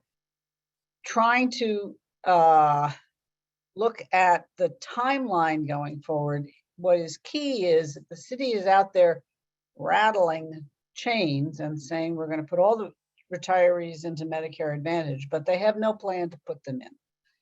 And it has taken, I think, longer than the city expected to work out an arrangement with Aetna. Aetna was the second choice bidder a year and a half ago when the city opted to go with the alliance, who then pulled out. And the city did not issue a new request for proposal, or instead they followed a guidance that allows them to negotiate directly with the second choice bidder. But it also means that the second choice bidder cannot change the terms of their bid. And as those of you who read a lot about Medicare Advantage, and more is in the paper these days, particularly because it's transfer period time for Medicare. Medicare Advantage is going, as a general policy nationally, is going through its own ups and downs, et cetera. And Aetna has some issues with the Federal Medicare Oversight Agency. have not been able to determine what the issues are or are not in terms of the delay in the contract. I was told there are no earlier today, there are no serious issues. But it's almost mid-November. And the city had told the unions that Medicare Advantage plan would be in place by either April 1st or July 1st at the latest. And for those of you who worked with us a year ago, you will remember that the process of getting information to retirees, answering questions from retirees took a lot of time. Neither the city nor, in that case, the Alliance moved quickly and clearly in the implementation process. I am not confident that the city is positioned to move quickly and clearly with a new insurer, although Aetna is much more experienced than the Alliance was. So we don't know. My instinct says nothing's going to change before July 1st. I don't think they can do it fast enough to do it any earlier, and it might be later. So that what the implication right now is for retirees in healthcare is you are still in the same plan. You will stay in the same plan. Caveat, there is a transfer period for plans happening during November. This is the same kind of transfer period that has always happened for retirees every 2 years. So that if you are for some reason dissatisfied with your current plan, you can research the other plans that are available and put in the paperwork necessary to change plans. That is possible. To do that, you should go onto the Employee Benefits Program website at the Office of Labor Relations. I think that website information was in the notice that Ann Friedman sent out a week ago or 10 days ago. Yes, it was. It was. And I would say you can Google NYC Employee Benefits Program and it'll come up, and then you go to retirees and it'll have all the information. You need to fill out some forms. And you also are no doubt being bombarded by national Medicare plans because it is also the national Medicare enrollment period changeover. Those you should generally ignore. It's the city coverage that if you are interested in changing plans, you should pursue. It is my observation over the years that in fact, most retirees do not change plans. Most retirees, upwards of 90%, are in senior care and are satisfied with it, whatever its quirks and flaws, et cetera. And 60,000 at least retirees in the city of New York were willing to pay to continue that coverage and to continue being covered by traditional Medicare. So as Dean indicated, the fight is likely to be, will that choice still remain going forward? I think it is fair to say that the unions have traditionally, all the unions have traditionally been opposed to not having choice in health plans for active employees and for retired employees.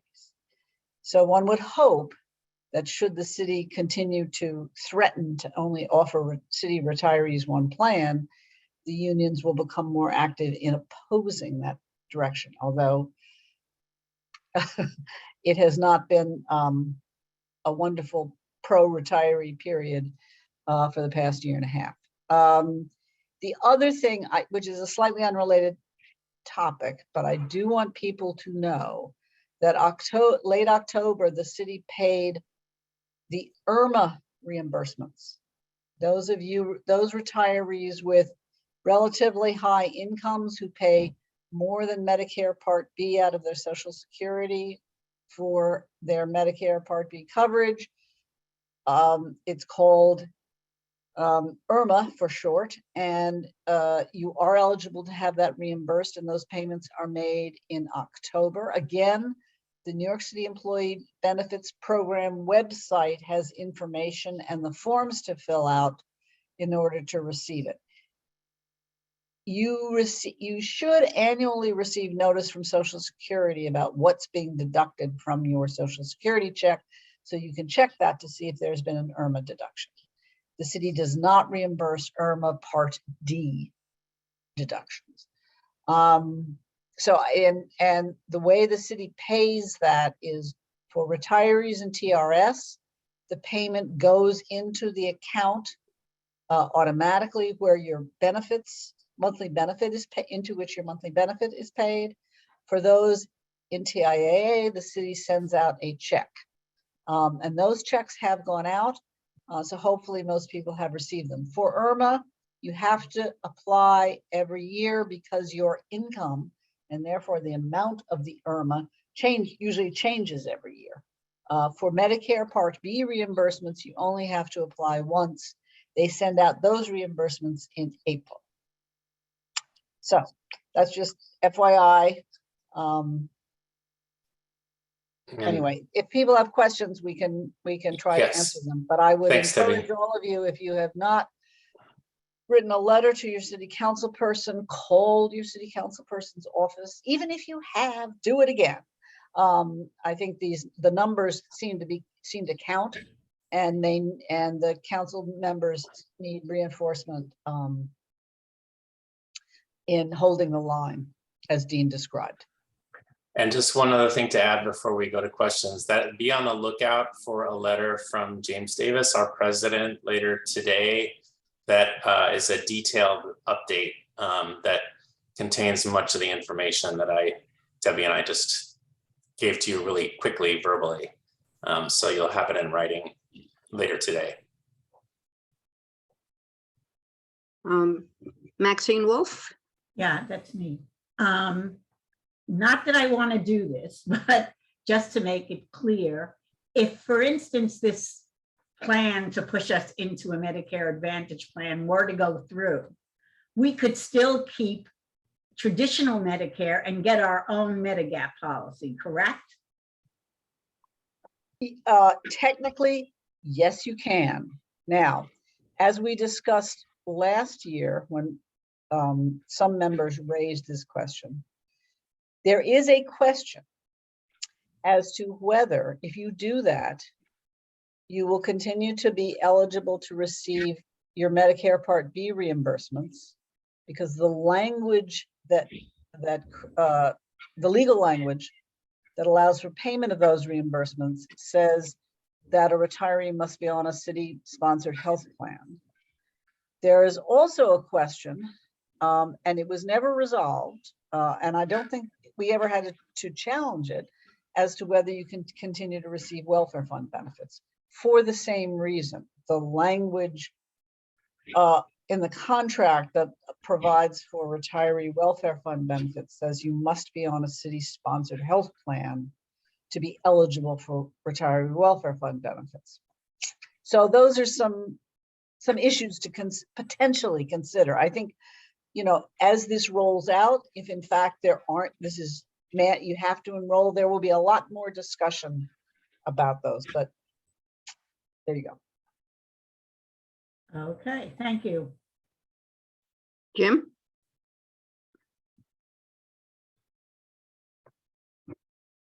Jim, you're still muted.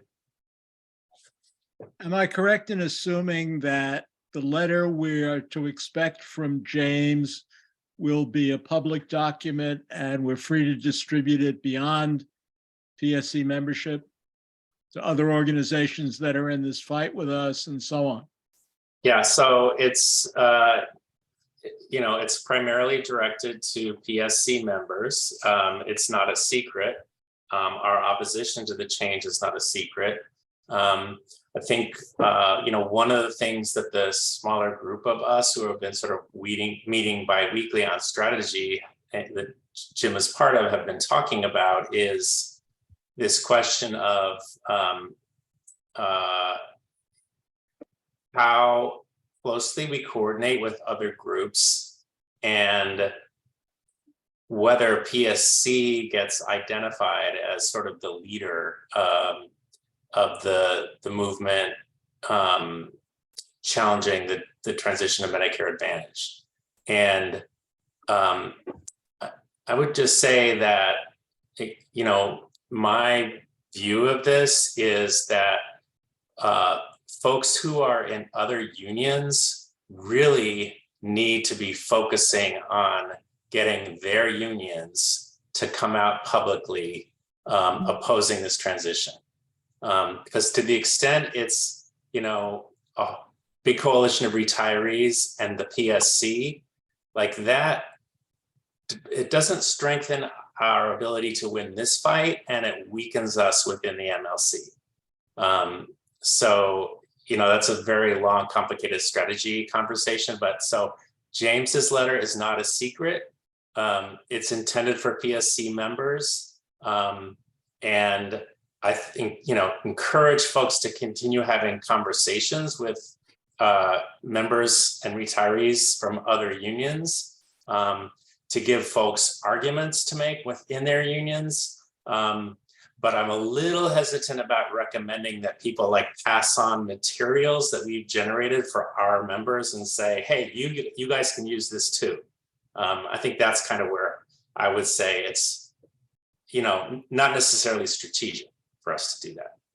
Thanks. Alan? Hi. I wrote to the PSC a few weeks ago about this, but didn't get a real reply. I've been on the Aetna plan for 2 years. I went on it because GHI was driving me crazy, and I never could get anything out of them. And also Silver Sneakers was involved with Aetna. I've had excellent luck with Aetna. I don't think I've paid a dime out. I have a lot of health problems, and they've been very good. But I wanted to ask a question about this.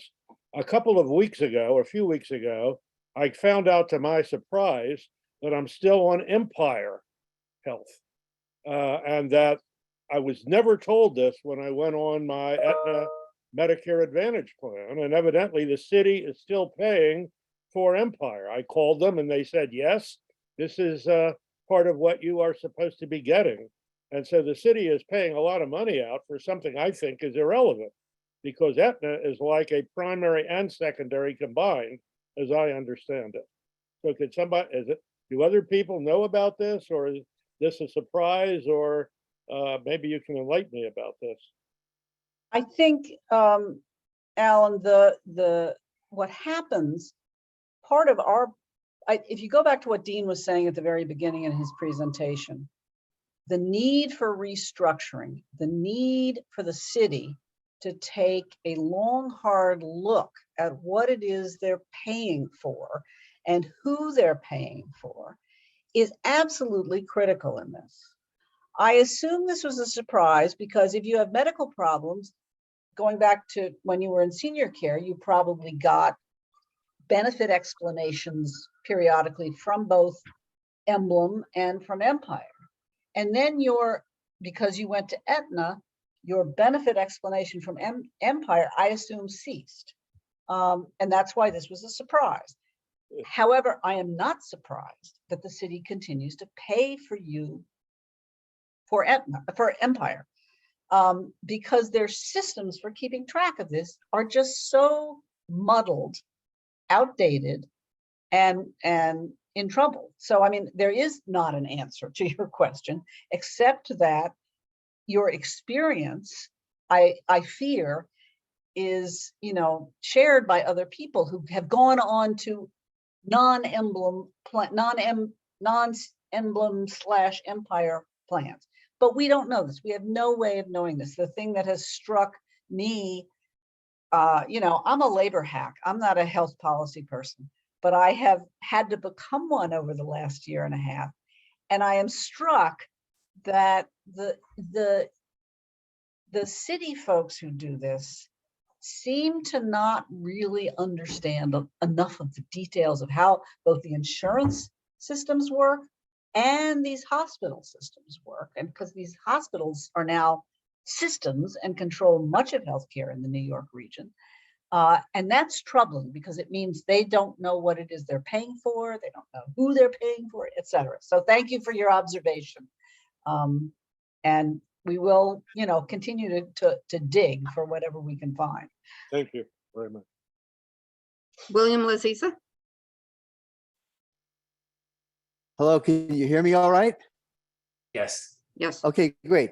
Listen, I just had a couple of points I wanted to bring out. First of all, when I retired, my wife was still under 65, and we missed the deadline or whatever with filing with the city, and only through the unions told me that I actually have a benefit for my wife, that we went and we were able to reapply for her reimbursement, Medicare B reimbursement last May. And they said it was supposed to take like 6 weeks, don't call us. And so I called them back in about 12 weeks, and they were actually processing the application, and I got reimbursed for my wife's Medicare Part B. So I thought that was interesting, and I think anybody that's a retiree needs to consider getting that reimbursement for themselves as well. The other thing I'm noticing recently is that we're getting increase in prescription drug coverage. I had a drug that was originally free, then it was $15, and now it's $115 for a 90-day supply.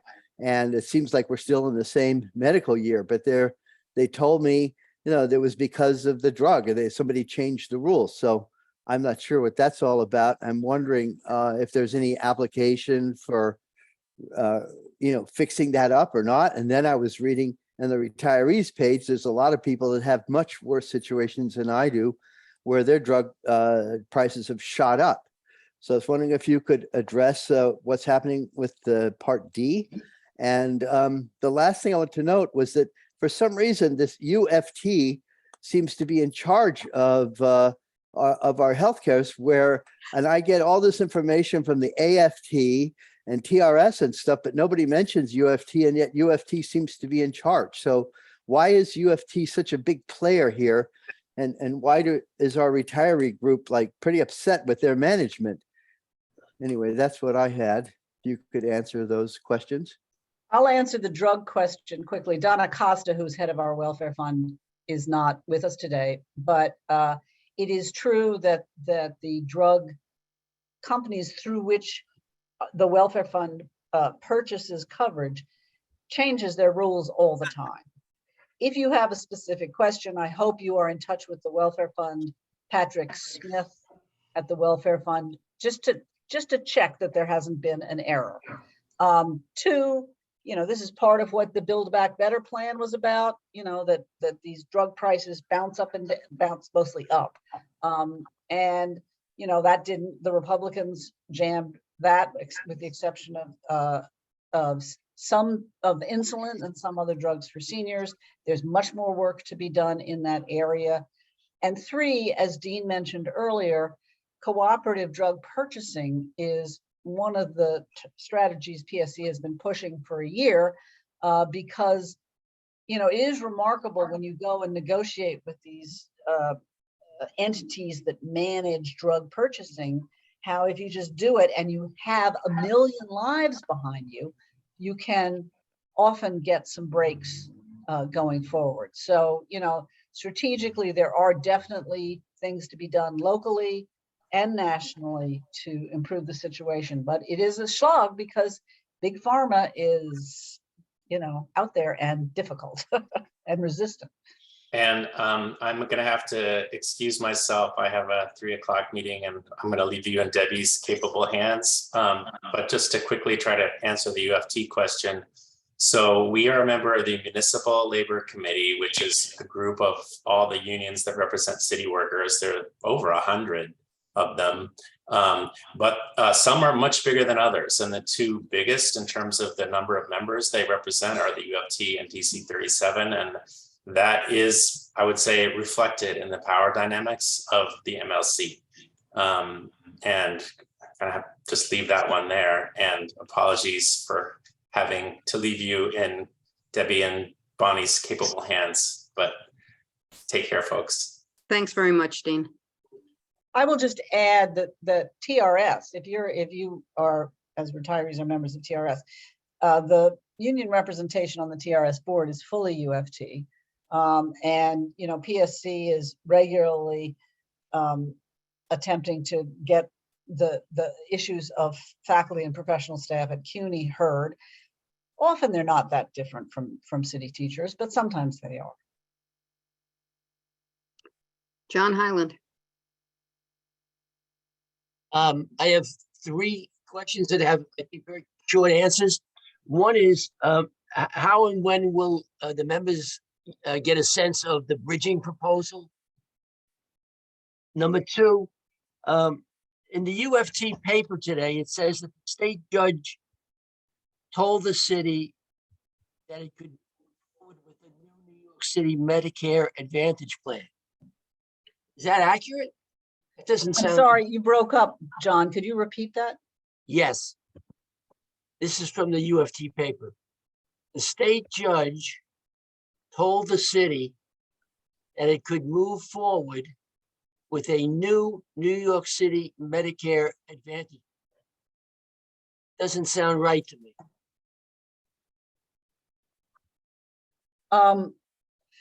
Having read the decision, they are writing what he said in a way that supports their position. Those are not the words he used. He did not rule that Medicare Advantage was impossible to implement. And he observed, this was not part of the ruling, he observed that the city did not have, under the administrative code, that the city did not have to offer multiple plans to retirees. This was not a ruling, it was an observation. And that is what Dean said. PSC has asked its attorneys to carefully review whether, in fact, no alternatives can be offered. To quickly respond to your question number one, and I realize you have a third question, John. The bridging proposal is a bit complicated. It has to do with making use of funds that have been set aside in other places to pay for retiree benefits. It's not, those aren't funds, those are funds that the city controls and has the ability to spend or not spend. So it's a bit complicated, and I don't know when this will be made public, because at the moment what the PSC is doing is talking to union allies, talking to political allies in the city council and elsewhere, and trying to get us agreed on what of this is doable or not doable. And it's motivated by the MLC unions implying, if not saying, that the only way to save, PICA or what the welfare fund contributions or whatever, the only way to save the stabilization fund is to implement Medicare Advantage. So our goal was to say, well, there might be some different ways to do this. If you seriously tackle restructuring all these benefits, get rid of all these old structures and deals, and start again, but that takes time. And again, it also takes some knowledge. You need knowledgeable people in the city to do it. And here's some money sitting over there that maybe could keep things going for 2, maybe 3 years while we do this work. But that's a big ask. Thank you. When and how will we ever get a definitive answer on what happened in 2014 in terms of the stabilization fund used for a UFT contract? There's claims that that's what happened. I'm sorry, John, you're breaking up. There are claims that in 2014 stabilization fund money was used for UFT contract, if not other ones, and there are denials of that. Right. When and how can we get a straight answer on that? I'll give you a straight answer, because I've spent a lot of, as I said, I had to teach myself all this stuff. There was if you remember, and the retirees have been around long enough to remember, under Mayor Bloomberg, he took the position, I'm not negotiating any wage contracts until the unions agree to have all the health insurance plans have premiums. The MLC said absolutely not. So there were no wage contracts. That's why, you know, we had PSC had a contract that ran from 2010 to 2017. When Mayor de Blasio was elected, when Mayor de Blasio was elected, his labor commissioner, Bob Lynn, and he came up with the clever idea of, well, let's approach health savings in a different way. If the unions will agree to work with us to find health savings, we will agree to negotiate contracts. In the meantime, the UFT was in arbitration about the failure to negotiate their contract. The UFT has leaders, Michael Mulgrew in particular, but it's historically been true, have the marvelous ability to take upon themselves credit for what the entire municipal labor organization agreed to. So Mulgrew has been quoted periodically as saying, the UFT agreed to health savings so that we could settle our contract. And how you should correctly interpret that is not that the health savings went into the UFT contract, but by all the unions agreeing to health savings, the de Blasio administration was willing to sit down and negotiate wage contracts with all the unions. The UFT was a particularly acute situation because they had been in arbitration. That contract was settled first, I think, or certainly at the very beginning. So it's a conjunction of timing and rhetorical claims and this and that. But in fact, the city got money. The city may or may not have used it to pay wage increases, but it was for everybody, not just the UFT. Thank you. Is that clear? More or less. As mud. Okay. Marcia? Hi, my question is, what insurance company in their right minds would undertake this task?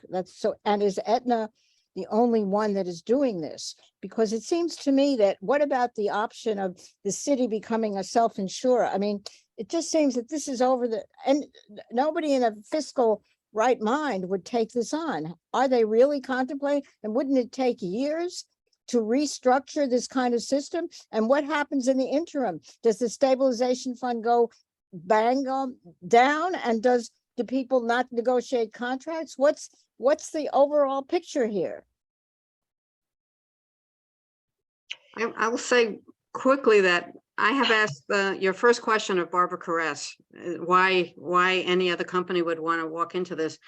And she has said that Medicare Advantage is such a moneymaker that they can make money even with a contract where the city is not paying them money, or where that people are not forced into Medicare Advantage, that you would have to be a pretty bad insurance company not to make money on a Medicare Advantage plan. So that's why they'd still be interested. And 250,000 or even 200,000 lives covered in New York City and the region is a big market advantage for them. So as to your picture of chaos, it's not completely inaccurate. There are a lot of benefits. There are a lot of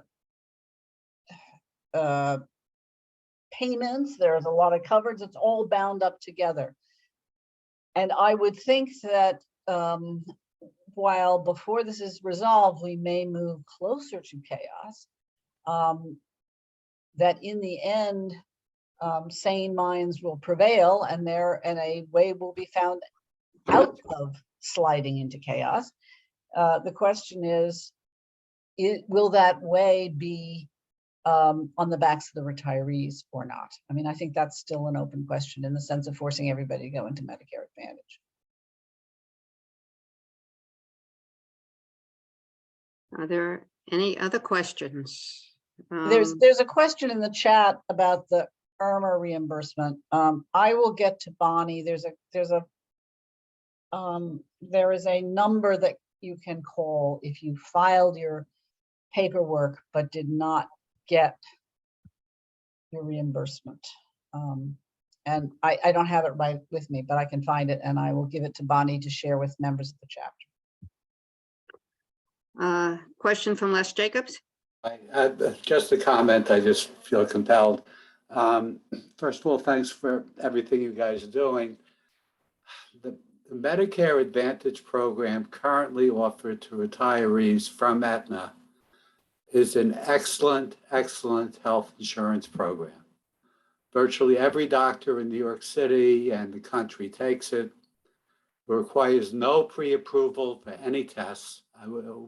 My wife and I have had more tests than I care to remember. They always ask for it from the doctor's office, and then they tell us, well, Aetna says it's not required. The problem is going to be, of course, the devil in the details when they negotiate a new contract. So I'm not expecting that this wonderful plan that we've had for a long time is going to continue in its current form.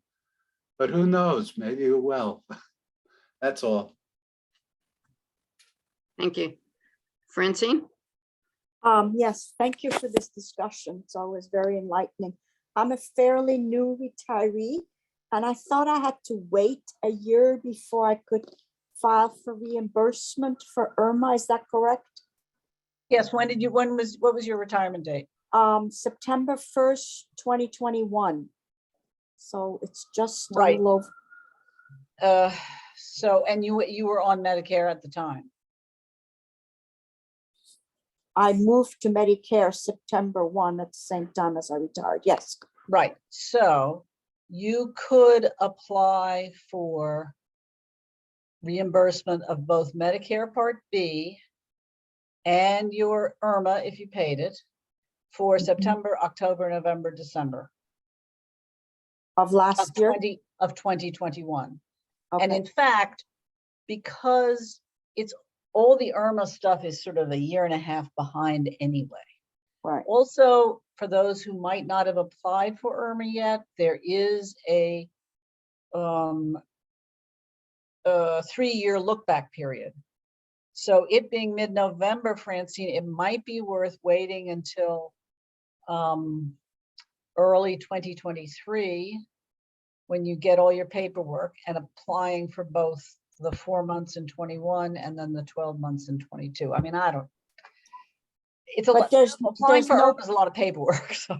Okay, so you do that electronically through the OLR website? You do, and you have to submit documentation of income, documentation. Okay. I mean, that's why they make you do it every year for IRMA. There's a lot of documentation you have to scan stuff in. The Office of Labor Relations and the Employee Benefits Program has been remote since the start of the pandemic.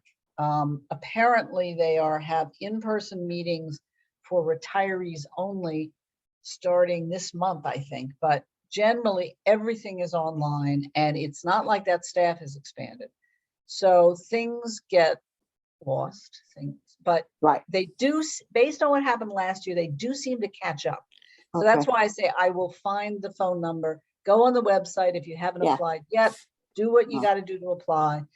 If you have applied and did not get either your payment through TRS or your check if you're in TIAA, we will give the chapter the phone number. There's usually a person and a phone number to call, and they will try to track down your application or else ask you to submit a new one. Always keep copies when you do this paper. So there's no penalty for not having done it? No. Okay. It's looking back 3 years. I mean, if you haven't applied for 10 years, no, but you can go back as far as 3 years. Thank you very much. But the application for reimbursement of the standard Part B is a form you should have filled out when you retired. Right. And you should get that every year and not have to apply each year. Yeah. Okay.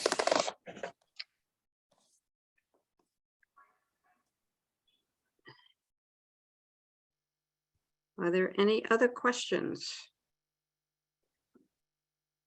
We will try and get the answers to some of these things and some of the phone numbers that Debbie Bell mentioned and put them in the next email blast that we send out to people. If there's anybody who's not getting the email that we send out, please email us at retirees@pscmail.org, and we'll try and figure out what's going on. I see there's a last question from Antonella Ansani. Can you hear me? Yes. Yeah. Okay. So when the process started about a year and a half ago, it seemed to me that a lot of people, when put in front of the decision whether to go into the Advantage plan or pay the $200 a month to stay in the senior care, a lot of people were willing to pay. They were not happy about it, but they really were so much against being in the Advantage plan that they were willing to pay for the $200 a month. And it seems to me that it would be very unfortunate if we didn't have that option anymore. Agreed. And that's why PSC and other unions, quite frankly, are working very hard to make sure, if in fact there is a Medicare Advantage plan implemented, that people have an option to stay in traditional Medicare plus have a supplemental plan. Which that's what senior care is, a supplemental. Yes. Yeah. Okay, thank you. Thank you everyone for attending today. I hope we learned a lot about anti-Asian hate crimes as well as our own healthcare. And it's very difficult times for all of us. And I think we're all doing the best we can. I think the PSC is working very hard to try and assure the retirees that their healthcare continues to, their health insurance continues to provide the care that they need. And it's been a lot of work. And thank you all for all the work that you're doing, contacting your council people, filling out the Act Now letters. There's quite a lot that you all can do, and you have been doing it. And the city council has been hearing from us. And that is why whenever we meet with a city council member, as I did this morning, they say, we hear you, we are with you. So keep up what you've been doing. Thanks very much.